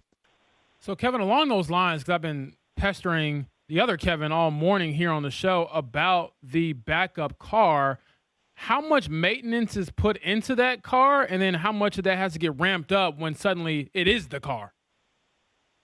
That's going to be a question we're going to ask the teams. These are 2 teams where the Indy 500, yes, they want to win the championship, but the Indy 500 is a premier focus. That's what McLaren hasn't won a championship yet either, but the Indy 500 is everything. And maybe even more so for Ed Carpenter and ECR. So it's possible that they have one backup that they've been preparing and doing the proper fits with for this contingency. Most of the time, that's not the case. Most of the time, what you're doing is you're taking your next car in the rotation, which may have been used on the road course, the street course at Detroit, coming up next weekend, and you'll have to do some things, but it might not be exactly what you would like for the super speedway. But big teams like this, like Penske, like Andretti, they are more prepared for this. They have enough people. They have 3 days to get it ready. It's going to be really, really close. Kevin, I'm glad we don't need to entertain this hypothetical, but just for the sake of doing it here, because I know you guys did it last night, what would a backup driver have looked like, you think, if Alexander Rossi could not have participated here in the 110th run? And you guys threw out a couple names last night on trackside. You know, is there practice time needed for these backup drivers? Would you just go with your own backup? I think that's Hunter McElroy. Would you go with somebody that has 500 experience? How do you think that, again, glad we don't need to, but how do you think that could have looked? My understanding, and maybe the rule has changed in recent years, but a rookie could not be inserted into the Indy 500 if they have not qualified before. So I think, now maybe this has changed, I don't know that Hunter McElroy would be eligible for this race. He's the reserve driver. If this was Detroit, if this was any other race, he would be eligible. He's driven an IndyCar race before. He's very competent, and I think he's very good. And if you would have given him some practice days, he'd be fine for the Indy 500. But I think it needs to come from someone who's done it before. I would imagine it would have been Callum Ilott, who raced full-time in the series for Prema last year, has been here all month, is very highly regarded. The only reason he's not racing is because his team folded and still had aspirations of competing. The last I've heard, they still say they might run a race later this year. I highly doubt that is the case. And we don't know how confident the team is. I think the statement said will be evaluated with the full intent of participating in final practice. That's not 100% definitive. Now, they may know this and just decide we're saying this, but if they're not 100% confident, they're looking into and having someone on standby. To the other question, I don't think Callum Ilott needs to do anything. That's what I was told. He raced last year. He could jump in the car Friday morning, does not need an extra session. He could go practice with everyone else. I understand that Devlin DeFrancesco, who also raced full-time last year, is the only other driver in that circumstance. Anyone else would need a special session, which they would do if they wanted to go find a driver that hasn't raced this year, hasn't raced in the last few years. They could arrange a session on Thursday, which has happened in the past. Ryan Briscoe had a special session to replace James Hinchcliffe back in 2015. Those things have happened, but it sure sounds like there's very close to a certainty that Rossi is going to be able to go. Let's say Rossi gets in the car Friday. All of a sudden, it's like, oh my gosh, this is a disaster. I can't do it. Would they be able to have somebody do another session, I guess, later on Friday, weather permitting Saturday? And then obviously that car would then have to move to the back of the field for some reason? They could. They could arrange that. Just a few years ago, was it? What day did they do that? No, I think that was Thursday when Graham Rahal had to replace Stephen Wilson, and that was more about giving the car an opportunity. But there is an opportunity to do something on Saturday morning. I would think, though, that would be an interesting one. If it is, what if something happened to anyone on Friday, and it's Callum Ilott? Would his first laps be in the race? I think they would be. You know, for example, last year, Tony Kanaan had gone through the refresher because he had not been in a race for a while. He had gone through the refresher last year. He was the reserve for Kyle Larson. And we were 15 minutes away from Kanaan starting the Indy 500 last year as it was raining. Larson was going to leave. Kanaan was getting ready to go grab his suit and get ready to be in the race. So I think Ilott would be allowed to start the race from the back of the field. If there's any uncertainty, I think they would have someone standing there, and they'll get an answer pretty quickly on Rossi and try to put someone else in. But then the problem is the seat fit. Rossi's a bigger driver, and Ilott is not a small driver. And by the way, I have no idea if it's Ilott. That just makes the most sense. It could be someone we're not thinking of. But, you know, to make the seat fit, to get him practice time, that would be a little bit of a challenge. But in theory, it could be done. But hopefully it doesn't come to that. That is the voice of Kevin Lee. You can hear more of his voice later today at 7 p.m. on Trackside here on these airwaves, 107.5 The Fan. Kevin, last one from me. What about this Burger Bash? I know this is something that is near and dear to your heart. Can you fill us in more on the details? Besides the great food, I know it's for a great cause as well. Well, mostly it's the Kevin Bowen burger, right? That's where you can come out and order that, and you can still order that. And the Connor Daly burger as well, with proceeds going to the IU Simon Comprehensive Cancer Center. So this is something we've done in various forms for quite a few years, and it's bounced around from dates. And we often heard from out-of-towners, people that only come in for race weekend, hey, can you put it back on race weekend? So we're doing that on Thursday. It's at the USAC building, which is right across the street from Gate 1 of IMS. You can still park in that open lot at IMS Gate 1, just a little bit west of the roundabout. There's lots of parking on Main Street. We'll probably have 8, 10, 12 Indy 500 drivers that are there. Kurt Cavan and I will do trackside, plausibly live, starting at 5:30. So the show is 5:30 until 8 in the back parking lot. It is free. Come out and join us. One of the cool auction items we have to benefit the Cancer Center is a signed, framed Caitlin Clark jersey, courtesy of Indy Card Exchange, and then a lot of other racing-related things, too. So it's a lot of fun, and it gets you geared up for race weekend. And the weather looks outstanding for Thursday evening. So, again, trackside all week long, 7 o'clock. Of course, Kevin Lee will continue to have you from Fox on Carb Day, and then the 110th running coming up on Sunday. Great stuff, Kevin. We needed some education on it. Appreciate you providing it, and looking forward to Burger Bash coming up on Thursday. Thanks. See you there. Kay Lee right there on the Payless Liquor sideline. I found that pretty interesting on the Alexander Rossi aspect of the injuries, James. You would think, again, finger on the left hand, right ankle. You would just think the right ankle would be more of an issue considering you're driving a car and right, you have a throttle and a brake. But, you know, with how much, and anytime you see an in-car camera, they show the amount of times you're pressing the steering wheel. Your fingers matter a whole lot too. So that was really interesting about reconfiguring the steering wheel a little bit there. Is there anything that needs to be done there? Yeah, even when he was talking about the possibility of a replacement driver, which is not the case for Alexander Rossi, but I hadn't thought of the whole height thing.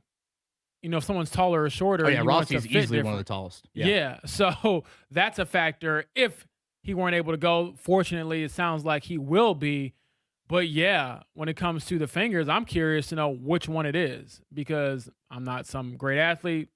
Let's get that clear. I think you all know that. But I did break my index finger when I was in high school, and that's like one of the worst fingers to mess up because you use it so much for grip and pointing at things and certainly just everyday usage. And I can imagine that's probably ramped up when it comes to driving. So which finger is it on the left hand is what I'm curious about. Always enjoy listening to Kevin Lee, so appreciate his time. Michael Shank, the owner of Meyer Shank Racing, going to join us coming up at 9 o'clock. Great story, fun personality. So we'll chat with him at 9. Fan Morning Show here, Hensley Legal Group Command Center. It happens. Hire Hensley. Partly sunny today, and it will be another warm, humid, and breezy day with a high at 83 degrees. Be prepared for another round of showers and thunderstorms later this afternoon and evening. A few severe storms will be possible. I'm Fox 59 meteorologist Amber Hardwick for The Fan.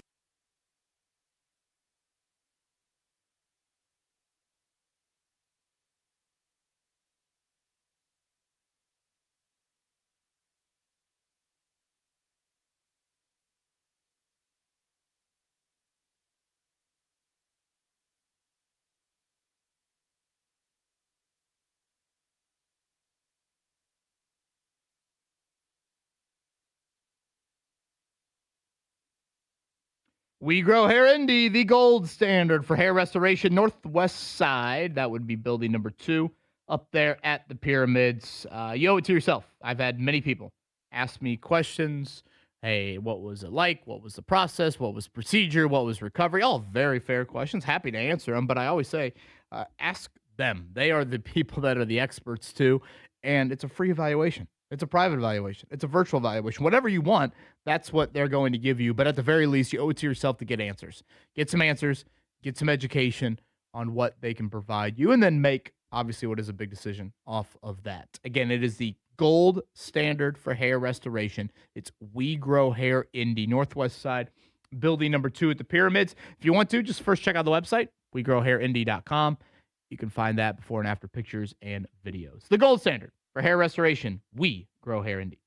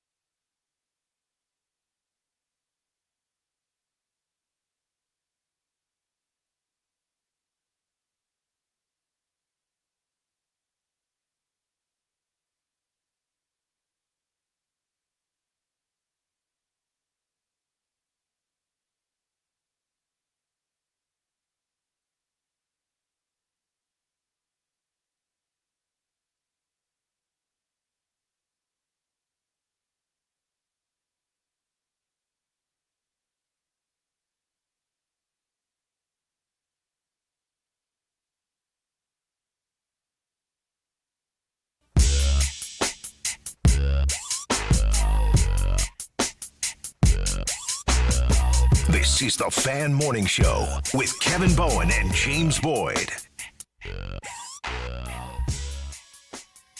Skaters to the rink. Now 10 we've got minutes, Michael Genuine Shank, Meyer playing. Shank Racing going to join us. I'm surprised Mark played it. Did you hear that from Mark? No, the headset's off. Run that back, Mark. Skaters to the rink. Genuine on the loudspeakers. Don't forget 2-for-1 hot dogs until 30 minutes. Simpsons arcade game is open if you'd like to go play it. We also have Jurassic World. Is that your side gig? It should be. Ashley Dykton's got Devin, her. your mom is here for pickup. Devin, your mom is here Now for pickup. that is certainly a childhood throwback for sure. Hey, shout out to the Simpsons. That was a hell of work by the Colts in their schedule release video. I thought that was excellent. Yeah, if you want to know a little bit more, I thought Joy Erickson, friend of the show over at Indy Star, wrote a nice story about it. It was interesting to see how it all kind of came together. Yeah, Amber Dare on the team, tremendous over there. I thought if you're going to have a mistake like the year prior, you do a 180 and you make it a lot better, and they put a lot of work into it, it sounded like, and well done by the Colts and their digital video team on that end.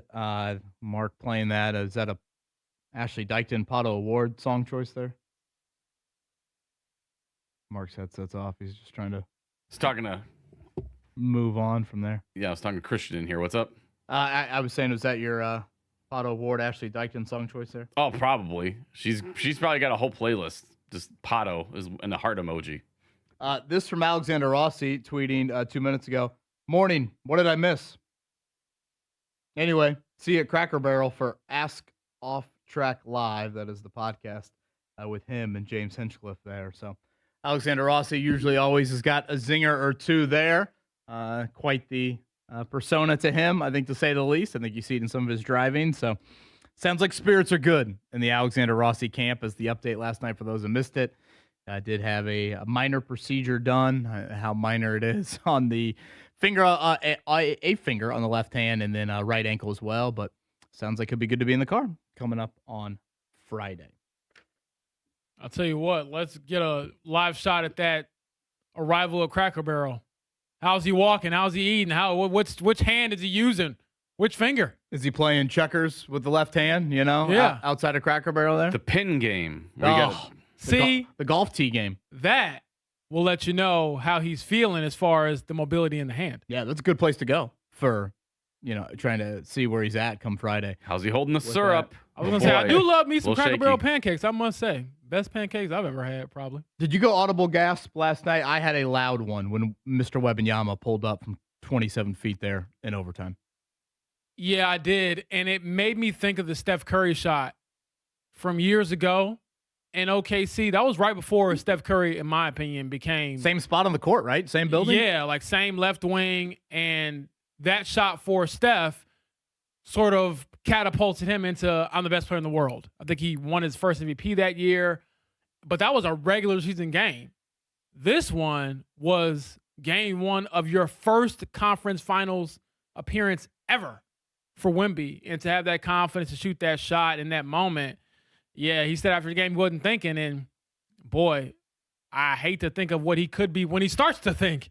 Because, again, he's only 22, and he might have just became the best player in the world last night. Historic game one performance from Victor Wembanyama. The Spurs up 1-0 in that series. Game one of the Eastern Conference Finals tonight. Speaking of historic, if Elio Castroneves gets to victory lane on Sunday, it would indeed qualify as that. One of the owners of Meyer Shank Racing, Michael Shank. Great story, great energy. He joins us next here on the Fan Morning Show, 9 o'clock hour, Hensley Legal Group Command Center. It happens. Hire Hensley.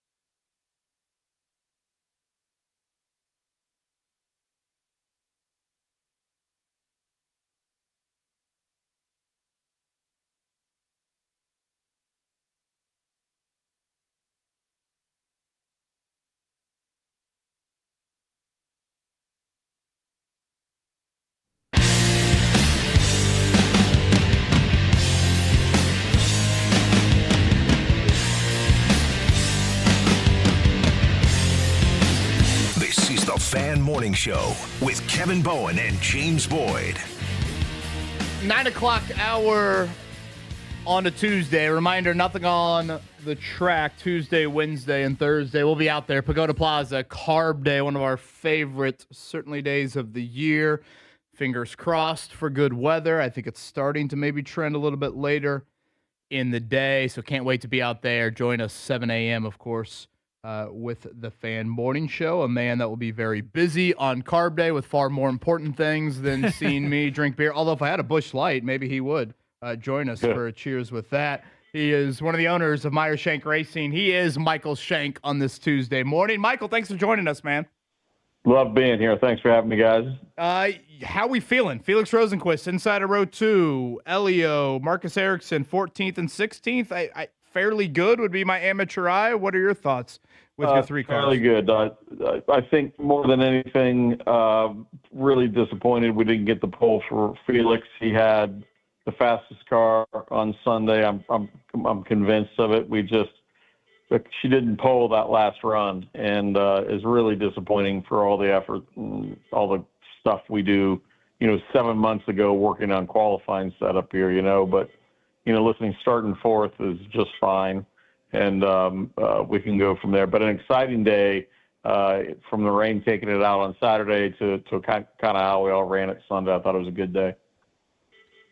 So, Michael, when you look at what you just laid out with Felix, how quickly do you have to kind of turn the page? You want to obviously be better in that situation or maybe get more out of what you put into that car, but at the same time, not a bad position by any means.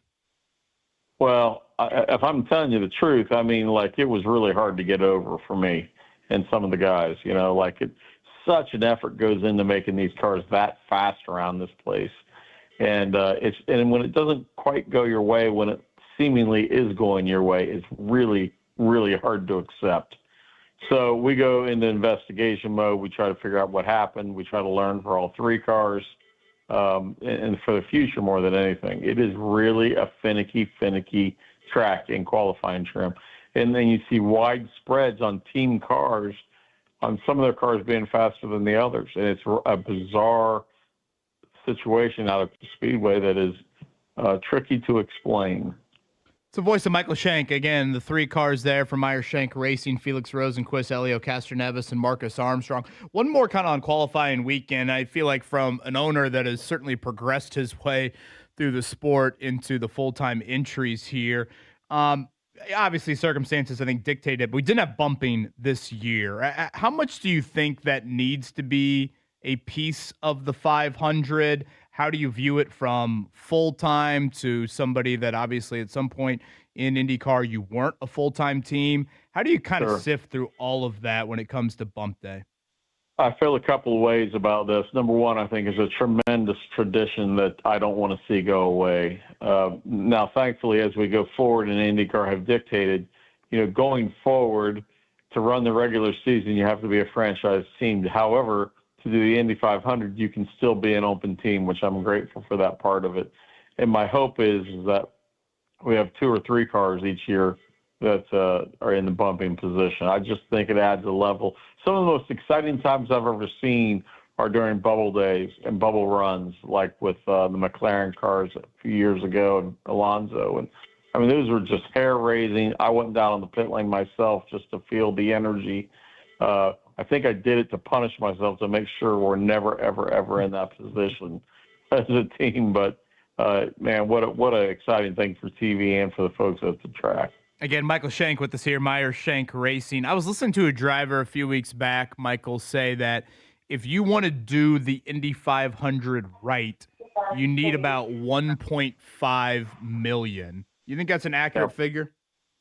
1.5 to 2. Yeah, that's accurate. And some of the stuff is activation. So whoever is your sponsor, you also have to fund what you're doing for them out of the money. So it can be 1.5 to 2 pretty easily these days. Everything's just more money. We have an engine you have to lease. You have a hybrid you have to lease. You have tires you have to lease. And the number one thing you have to do is you have to hire people, and they are expensive. So it adds up pretty quick. Michael, pivoting to Elio Castroneves for a second. The drive for 5. You've been around him for years. How much respect do you have for the guy in his craft as he gets up in age, but still has this desire to go out there and compete at the highest level? I have all the respect. Everything I muster goes to Elio, respect-wise. I mean, he's really, really a master Jedi at that track. And we focused on getting him qualified better, which we did this year. Not ultimately where we wanted, but we put a lot of effort to get him 10 to 12 grid spots up, and he is. We feel if he's in that position and his car is where he wants it, it'll be on, and he'll get in the top 5 before the first 100 laps. And I can tell you he was pretty giddy when he got out of the car yesterday. Okay. Again, it'll be the 14th spot there for Elio Castroneves. Recent years, 22nd, 20th, 27th, some starting spots, and yet he's moved up in all of those years. So Every one of them. Yep. Right. To Michael's point, certainly a great chance here for the drive for 5. I did want to throw one at you, Michael, from a, I don't know, I was thinking back to like when he won in 21. That was that your first year that you ran 2 cars at the 500? I was trying to remember this. It is. It was his first race with us. Okay, how did First race. I guess how did that relationship start? You know, I think almost so many people were like, "Wait a minute, who's this team that Elio Castroneves is with?" And then, you guys win it in just that unbelievable duel that he had with Palou. Yeah, so we'd put a program together with Auto Nation and a couple of our partners to run a second car for a limited amount of time that year. This was race 1. Elio had driven for me in the sports car world back in 2007, I think it was, at Daytona. So I had a relationship with him anyways. And when Jim and I sat down and said, okay, we're going to do the second car now, who's going to get in it? Who gives us the best shot?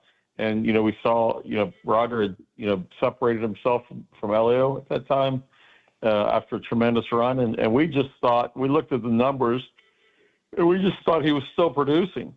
Certainly for what we need, which was a really solid person at the 500, because at the end of the day, that's all that really matters. And by the way, that was the best thing we ever did, Jim Meyer and I. Again, Jim Meyer, of course, Meyer Shank Racing there. Michael Shank with us right now as we're chatting here. No cars on the track each of the next 3 days. Michael, I'm curious, as an owner, you're obviously very preoccupied with what your drivers are doing yesterday. When you watch what happened with Alexander Rossi, Pato Ward caught up in it. What were kind of your emotions, and I guess how much thought have you given what those teams are going through here in the last 24 hours? It really sucks. It's really bad. Okay, and I can tell you, I'm on the stand. I look up, I hear the call on the radio about the crash, and I look up, and the first thing I'm doing, I'm scanning for where our cars are. Once I clear that, then we're just trying to check on everybody who was in it to make sure they're okay. But it's a huge amount of work for folks to switch cars. We went through it last year with Marcus Armstrong. Not fun. All that work that goes into those cars doesn't even get to the race. It's just a brutal spot. And I think we all have to go through it at least once. It's part of the ritual of loving the Indy 500. And it's a tough deal. Michael, can you perhaps go into more detail as to what it entails when you switch cars for those who are not familiar with how that whole process unfolds? Yeah, the first thing you do is you analyze we call it the tub or the chassis, the engine, and the hybrid unit and the gearbox, right? You got to look at these key pieces, and if they're hurt bad enough not to use them again. We typically don't like to change the tub out, the frame, you might call it, if we don't have to. But a lot of times it'd take a punch, and you have to change them out. So we can kind of have a backup car kind of half built. As per the rules with any car, we're not allowed to have a full backup car. So all of us have a half-built spare in the trailers that we can have done in a perfect world in 4 hours, back upright, operational again. But it is a lot of work. And a lot of the times, those backup cars don't have the aero configuration that we all work so hard for on our main speedway car. I know as an Ohio State football fan, you're not used to changing coaches too often, but I made this analogy earlier, and I'm curious if it applies here. And again, the update on Alexander Rossi sounds good, all things considered. Sounds like he'll be in the car come Friday morning. But you always hear athletic directors in college sports, Michael, say you always have to have the list ready for potential coaches in your drawer. As harsh as it sounds, do you have to have a list ready if indeed all of a sudden your driver suffers an injury and you've got to get somebody in that car for Sunday? Yeah, we have a reserve driver almost always on call that's approved by IndyCar that can get in the car, and I've had to have that happen a couple times. It's not fun. Again, not fun at all. But I'm sure they have plan A and B for Alex in case something goes wonky this week, and they'll put that person in place.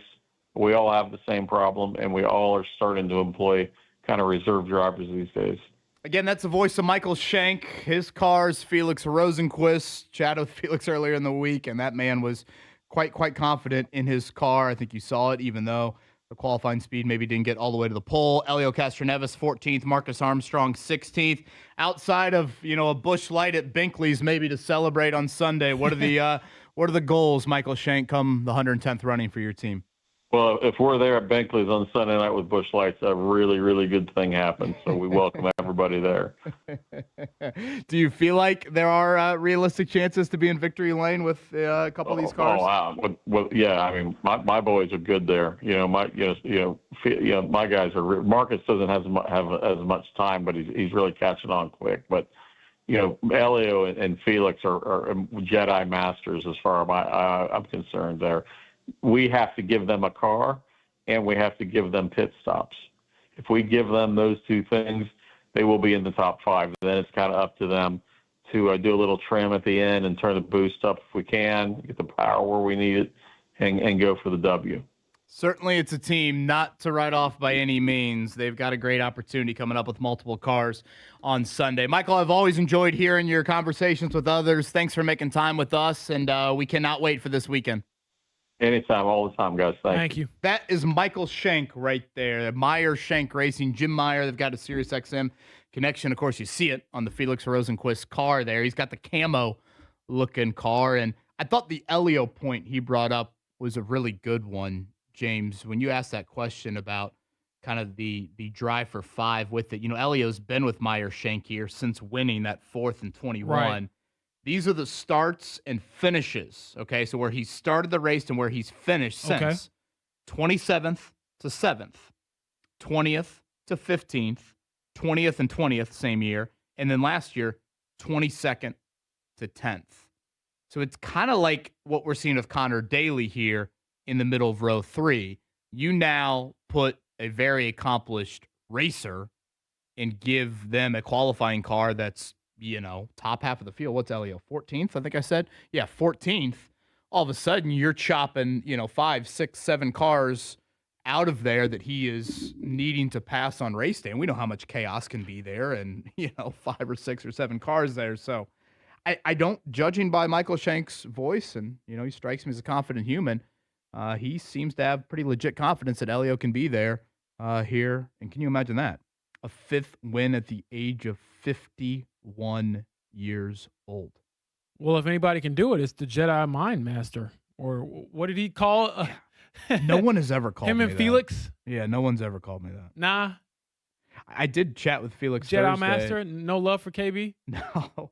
When I was out there Thursday, Felix Rosenquist just cool, calm, collected. I mean, it's just like, it amazes me. These dudes are just turning laps at 220, 230, whatever, and they hop out of their car and they can have a casual conversation with some idiot like me. Yeah, and what also is fascinating to me, Kevin, is the emotional and mental toll you go through, not just during the race itself, but everything building up to it. Like we heard Michael Shank talk about the letdown or kind of the gut punch of not getting the pole with Felix and then having to deal with that. And perhaps the driver has to get over it quicker than the team owner. But yeah, that is certainly something that I hadn't really thought about. Just the roller coaster of emotions. And then you kind of have to snap out of it come Sunday. Well, I thought it was interesting listening to Alex Palou chat about it after winning the pole of like, we treat this like winning a race. Like it means that much. Yeah, now, financially, I think Palou $100,000 to the pole. So obviously there's a financial stake in it, but like you put so much time into trying to be on the pole. And again, there is just the nature of you got 32 accidents waiting to happen behind you. In Felix's case, you've got a lot of bleep can happen between row 11 and row 1, and a lot has got to go your way. And I think also something we haven't really chatted about, and James, it's probably good for you and I, like we are not obviously very educated when it comes to talking about the 500, but when you get to pit stops, I think that is a really important element, and specifically if we can talk to Connor Daly and Jack Harvey, because these two guys with Dreyer Reinbold Racing, this is the only race all year that team does.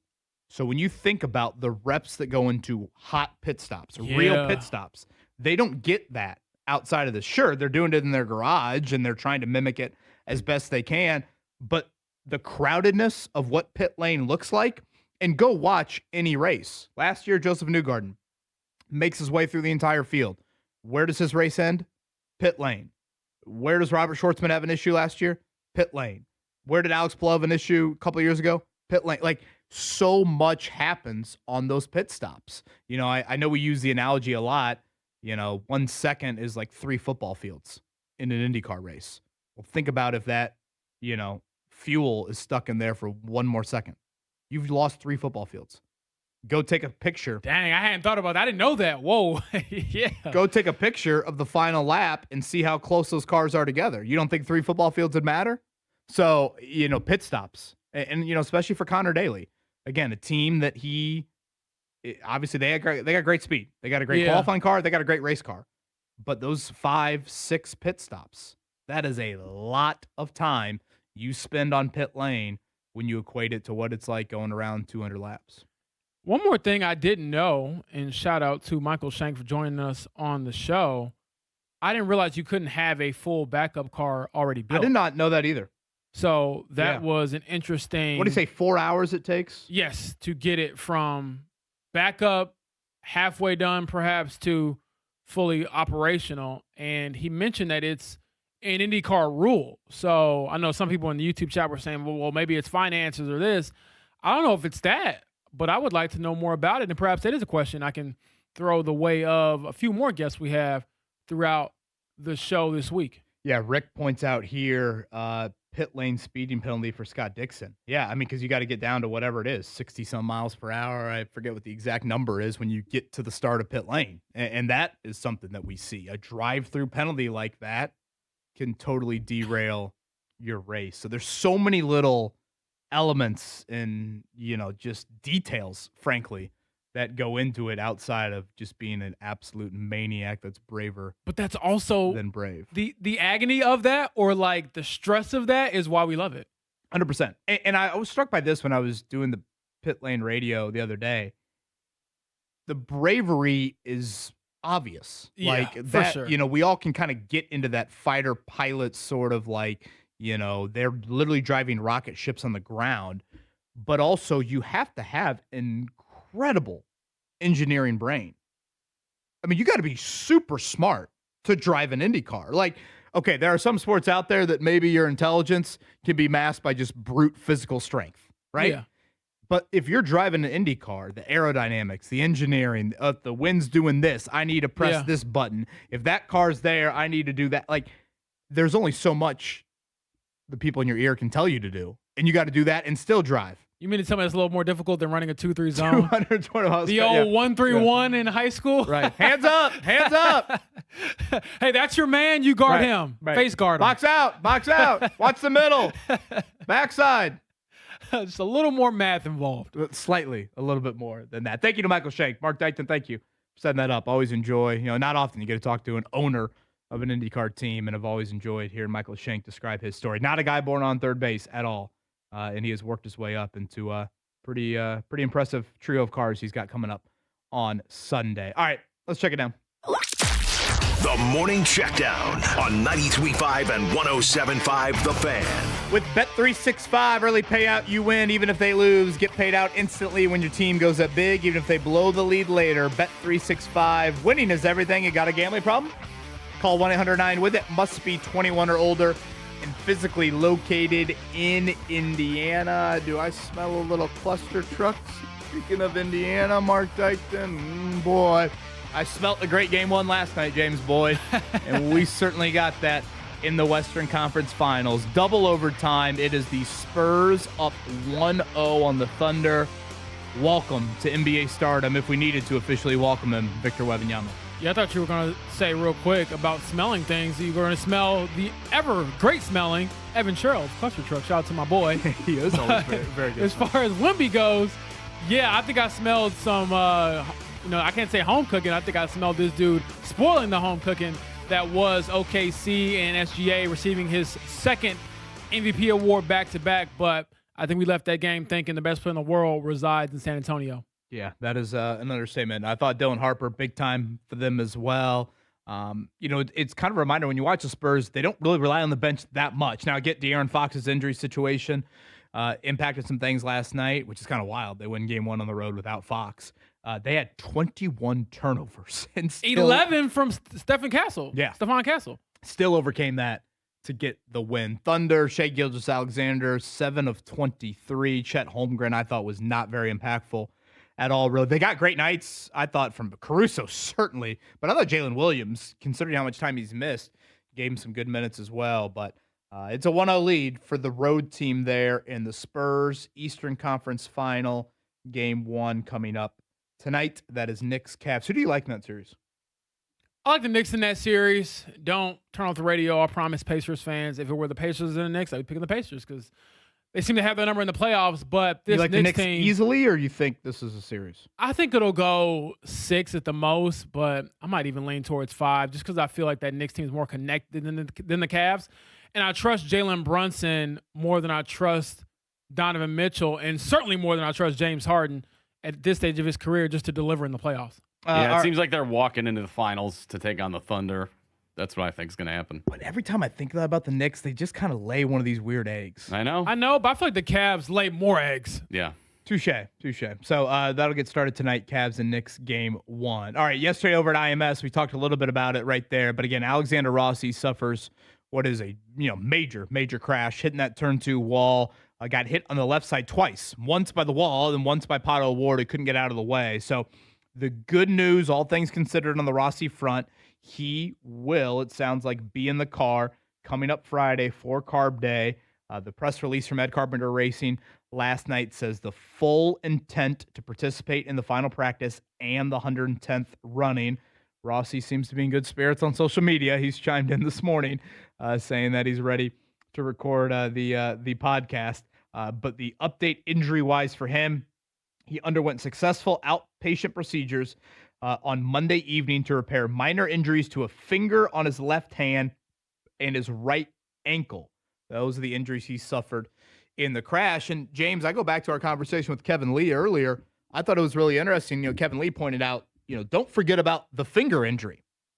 There's a whole lot you're doing there, again, within the cockpit steering wheel wise, that matters. I thought that was a really good point that Kevin Lee brought up there about the finger, injury to Alexander Rossi.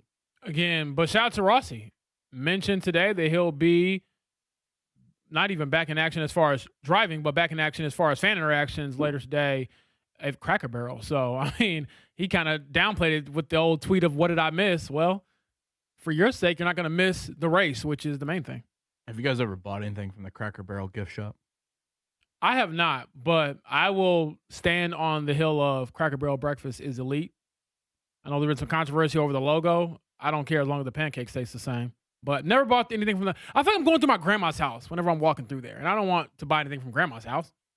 I know. I think that's the biggest and best time killer is going through the Cracker Barrel store. The bad thing is when you're a kid, it's great. When you're a parent, we gotta calm down here. I know. Telling them no, it's a lot of no's. There's a lot of things in there. It's a lot of no's. Can we just go $200 rocking chair for what? Can we just go outside and play checkers? I know. And then go in there. The rocking chairs are super comfortable.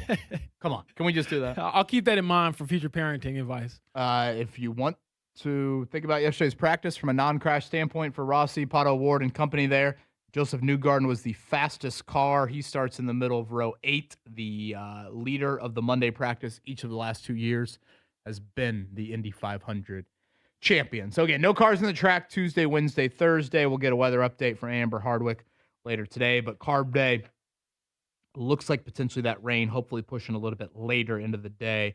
So we could get some clear skies morning, maybe early afternoon. We'll see about the concert on Friday. You need to make sure that beer crack when you do it at 7:01 parts the skies. Look at that. Partying of the Red Sea is where you're referencing there? Yeah. No audio on that, right? I don't say any words before I open it, correct? That's the open to the show? I don't think so. I think that's just your signal to let you know that carb day has arrived. Just let the natural acoustics speak for itself. Yes. Yeah. Right? Mm-hmm. Of course. Oh, all right. And then avoid the How about eyes us of planning everyone the else show that 3 the days in higher-ups advance? are. Look at this. It doesn't happen for every show, but hey, shout out to Carb Day. That's important. 7:01. We are playing, ready to go. Fever practice later today. James Boyd, Leah Boston. It didn't seem like it's too bad, right? The injury? No, not at all. I couldn't tell just by looking at her that she had any sort of brace or wrap on her right leg. It's what it's listed as on the official injury report from WNBA. So hoping to get an update later today, actually within the next hour or so, from Stephanie White over at Fever practice. And then beyond that, they have their first game in franchise history against the Portland Fire, because the Portland Fire are a new team to the league this year. So that is coming up tomorrow night at Gamebridge. Shout out to Brandon Sharp, the wideout from Brownsburg. I know he dazzled last fall football season-wise. Had a huge state finals game, committing to Kurt Signetti and the Hoosiers yesterday. So we'll see if Manchan Sales, the big wideout, and Brendan Sharp, the smaller, fast wideout, if they're a combination there. Sharp committing there yesterday as we get ready for another high school football season coming up this fall. NFL owners meetings down in Orlando right now. Mark, did I see there will be some sort of Bears stadium update? I say that in all seriousness. Jesus, I hope so. My God. Between the ownership. I'm pretty sure I saw that yesterday. That was from Courtney Cronin. Okay, there you go. Friend of the show, and obviously she would know. Illinois native. Indiana native. And so, is there going to be a real update? That's my only thing. Well, I guess owners at least briefed on the two sites is what I saw, Arlington Heights and Hammond there. So, I guess hold your breath for a final update. But I think anytime you involve some of the owners, you know what can get done, or at least can start to move. It sounds like this is from Courtney Cronin, ESPN Bears reporter, and obviously IU alum. She talked about the update coming, but it doesn't sound like there's going to be a decision. And she added that the Bears maintain the same stance that there are only two viable options to build their new stadium. That's been the rhetoric they've stood behind for months, but despite Chicago Mayor Brandon Johnson's late push to try and keep the Bears in the city. So it does seem like the Hammond Bears is still a possibility. Brandon Johnson needs to sit down. The Chicago had their chance for 3 years, and they still don't have a plan. It's down to Hammond or Arlington Heights. You can't leave. Well, you can leave Chicago, but you cannot leave Illinois if you're the Bears. No. George McCaskey will not put that on his tombstone. Me walking into Sluggers with my Hammond sweatshirt said otherwise a couple weeks ago. You raised some eyebrows, I heard. I did. Trust me. I wasn't attracting many eyes, but the Hammond Bears sweatshirt did attract a few eyes. As it was wrapped around your waist. Well, it was. Here we go with this. It was hot in there. It was hot in there. There are a lot of hot things in there, to be honest with you. Oh, easy. I was going to say, if we get, the show account ever returns, we should do a poll. Are we still done? Yeah, now it's suspended for. Yeah. It says it's violated terms, so now we're really in the weeds here. Yeah, I had to take it out of my bio because I'm like, I don't want to be the guy that's putting fraudulent things in the bio. Oh, it's still a work in progress. I'm like, give it back. I got my personal one back. Give us back the show one. Unbelievable. So we're just bleep out of luck? Yeah. We might be. For the time being. Got to start from the ground up. We got to build. We have to find our backup Indy car. It's a proving ground. And build. Oh, James, shut the hell up. Unbelievable. I don't need to hear that inspiration on this Tuesday morning. Mark, can we go an Indy 500 draft? I think that's what we're doing, yeah. So the rule, we're going to do this in the next segment. We're going to each draft a driver and then do 4 total each. So 1 a day, and the last one being on carb day. Okay, a little snake draft action. Lowest total, lowest finishing position wins. Now, I've already said I will do the names in the break here, and I don't want to hear any bitching and moaning if I get the top pick, because I know, all I'm saying is, if you do get it, I'm still going to have my, discrepancies heard. I get Alex Blows going 1, but in the old snake draft, you could reap little benefits there if you get picks 4 and 5. So we'll do that here upcoming. It is the Fan Morning Show. Hensley Legal Group Command Center. It happens. Hire Hensley. Partly sunny today, and it will be another warm, humid, and breezy day with a high at 83 degrees. Be prepared for another round of showers and thunderstorms later this afternoon and evening. A few severe storms will be possible. I'm Fox 59 meteorologist Amber Hardwick for The Fan.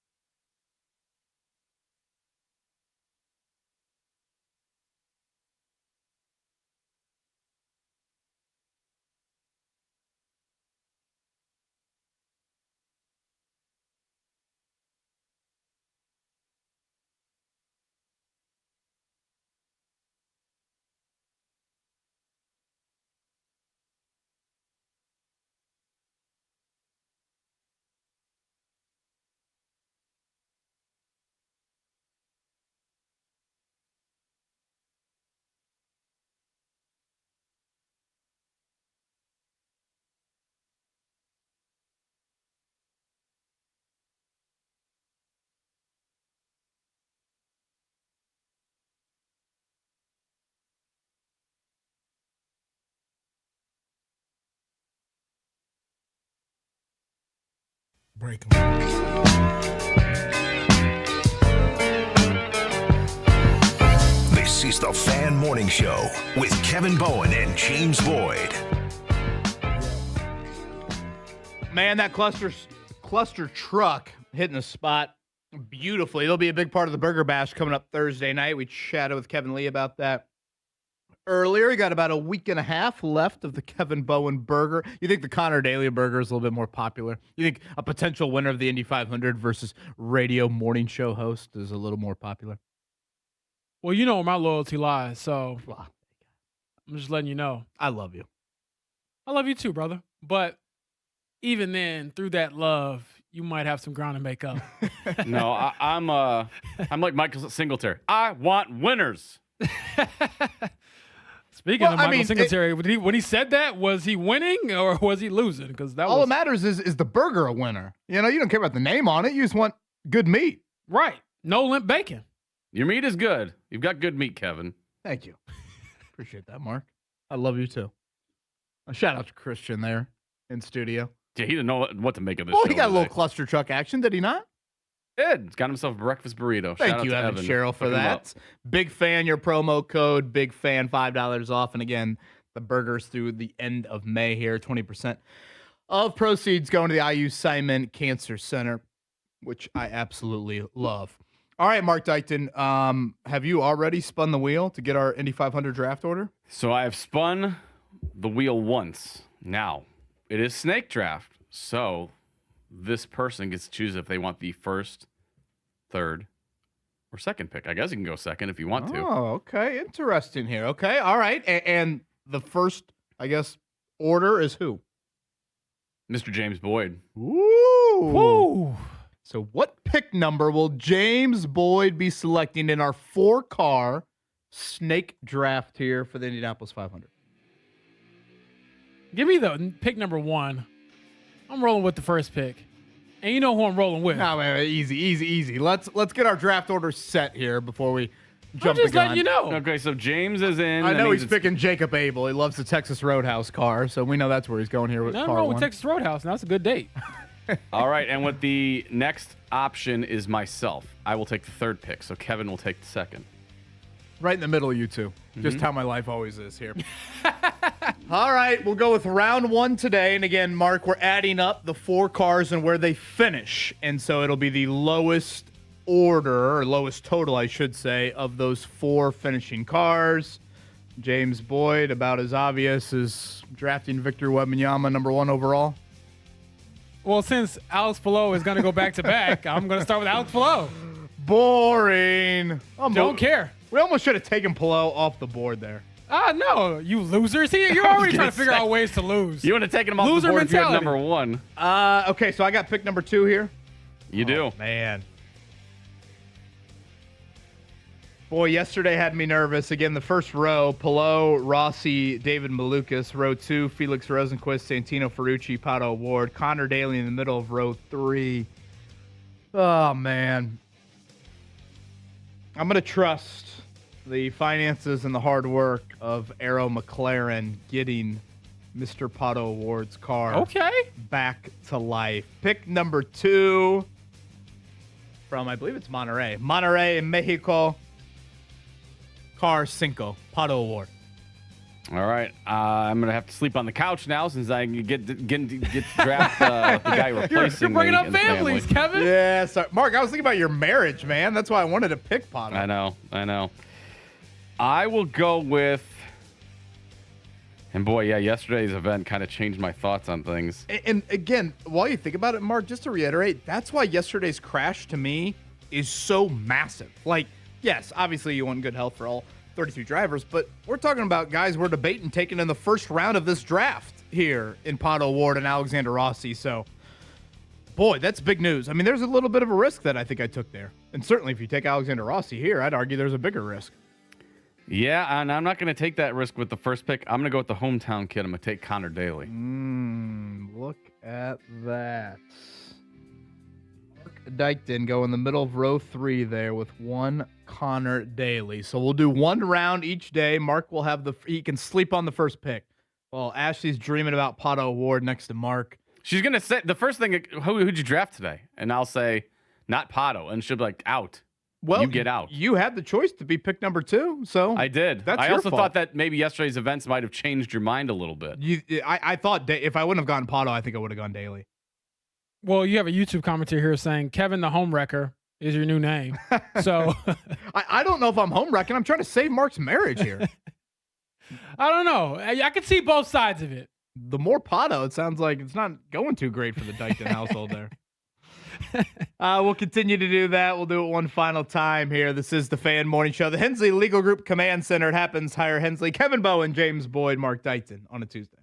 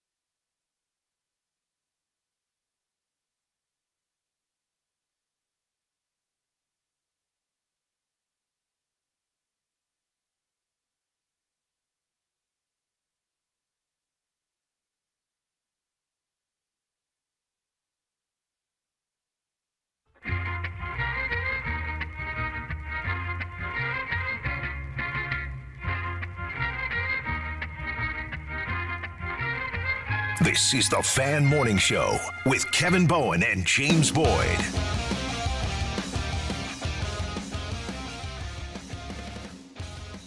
Kind of a random note that I want to make sure we hit on at some point. James, I know you've seen this person a couple times in person, I should say. You've seen this person play basketball, that is. Isaiah Hill from Pike committing to Purdue. I think this occurred right after we signed off on Friday. The big man over there, I think listed at 7 foot. It's like Purdue, honestly, it should be right on like the West Lafayette exit sign. Astronauts, engineers, good turf, and 7-footers. For sure. I've seen Isaiah Hill, like you said, Kevin, play several times now throughout his high school career. Going into his senior year, I believe he's going to remain at Pike. That could change. I don't know. But he's a talented kid. I think he's very raw offensively for sure. Needs a lot of work when it comes to post moves and his offensive game, but he can shoot it a little bit. Great size, great athleticism. And as we've talked about for years here on these airwaves, and as you just mentioned, if you want to know how to be a big man and succeed at the college level, you go to Purdue. Well, I think one thing, too, that Purdue has done is they haven't forced these 7-footers necessarily to be on the floor as true freshmen. They've allowed for them to be a little bit more in the developmental stages. Obviously, the Oscar Clough thing was a bit of a different twist for them, but it kind of allows growth and development. And, yeah, by all accounts, I know I've only seen highlights, but Hill probably a little bit more advanced as a shot blocker, that end of the floor, than offensively, but super highly ranked. And again, some of this obviously is projections there, but that happened over the weekend there as Purdue continues to really be rooted in the high school ranks. Did you see the audio we played yesterday of Garrett Higo? Correct, yes. And now he dumped his caddy after he was late. Did you see that? No, I did not. He got rid of his caddy. Okay, so tell the whole story, Mark, here. So you played this audio. We played it yesterday, but it was about this Garrett Higo in the PGA Championship was assessed a 2-stroke penalty because he was late to his tee time, and he tried to get out of it. He didn't get out of it, but he was trying to make an excuse like, well, technically I was there. It was at 7:18, and I was there at 17:18 and 30 seconds. Well, now he has split with his caddy after he was assessed the 2-stroke penalty, and he said, if you know me, then you know I'm very casual and laid back. I don't know. I don't want to be there 10 minutes early. I know that 5 minutes is fine. I thought I had time. Obviously, I was a little too casual. But yeah, now he's split with his caddy, who he also said was telling him to hurry it up. That's, man, justice for that caddy. Come on now. How can you be blaming him or firing him when he did nothing wrong? He tried to help you. That's so pathetic. From one of the biggest blunders we've seen. That is one of the dumbest. So it says Higo's agent reports that Austin Gaugert is no longer holding the bag for Higo. He will instead go to Nick Cavendish Pell for the Byron Nelson this weekend. Unbelievable. So how did the caddy get the shaft there? I will say, like, first off, I think Higo's an idiot. You heard the audio that we played yesterday. He just literally sounded like me trying to cover up something with my parents back in the. I think I've told you guys the story about how I blamed the medicine situation. I've told you guys this before. Yes. It sounded like me trying to do that. And I guess just to tell the story one more time here, I hated taking pills when I was a young kid when I was sick. And so I would take the pills and put them underneath my bed. And then my parents found them one time, and I said it was the people that lived at the house previously. They were all involved in nefarious drug crime activities. How dumb is that by me? It's not as dumb as firing your caddy after what a terrible lie. Like, I just you. assumed that we got the same furniture as the people previously. I didn't know that you got new furniture. Did you ever realize, though, as you get older, how bad your lies were as a kid? Because you hear a kid, your kid or somebody else's, use a lie, and you're like, you know what, I said the same thing, but I didn't realize my brain hadn't developed enough to really critically think how dumb that sounds. We're starting to get a little bit in the lying phase, Mark Dykton, in the Bowen household. Welcome to the club. Oh, my gosh. Do you respect a good lie? I also think they think I'm Mr. Magoo. Like, my eyes don't work. I'm like, I just saw you do it, like, with my own eyes. When you catch them and then they crack, like, then they oh, man, that meltdown. Oh, yeah. I wouldn't wish that upon Bryson DeChambeau. I'm like, I think it's bedtime now. It's 3:30. Well, it's bedtime. No, true story, though. I don't know if you ever had this happen. My mom was on me about getting my math homework or something or bringing it home. She was like, these grades haven't been entered.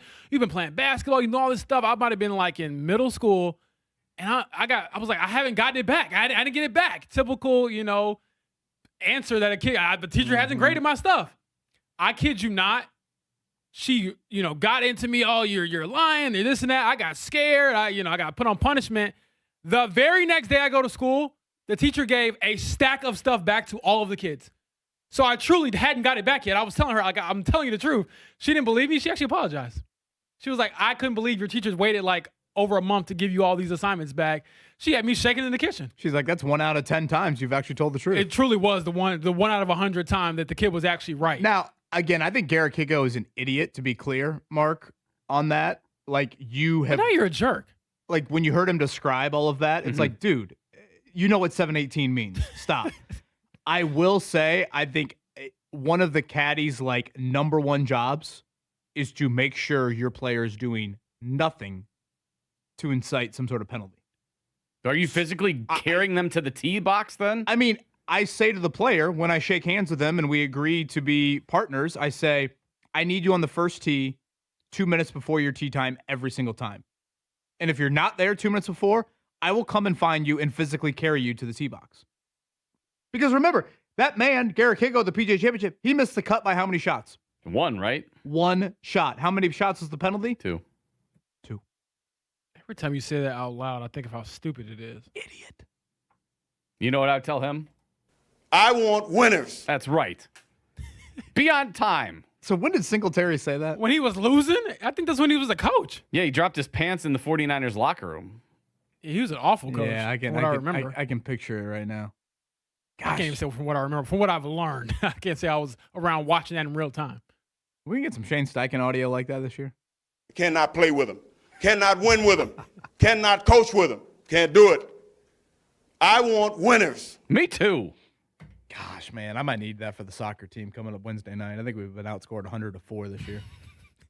The focus should be, Max, let's stop the ball and not find the sticks. He found a dead squirrel on the sideline last game. Oh. I swear he didn't. A little veterinarian. I swear he came on the field twice just to tell me about the dead squirrel.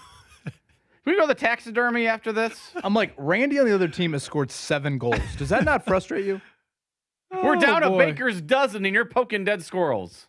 Seriously. Or he's using those sticks to spell his name, which he does have a lot of straight line, MAX, very easy really to spell your name from that standpoint, especially when you go all capital. Thank you to Kevin Lee. Thank you to Michael Shank. That'll be up on the podcast there. And good news on the Alexander Rossi front. Jake will have more coming up at noon. Mark Dykton, James Boyd, Kevin Bowen signing off. This is the Fan Morning Show here. Hensley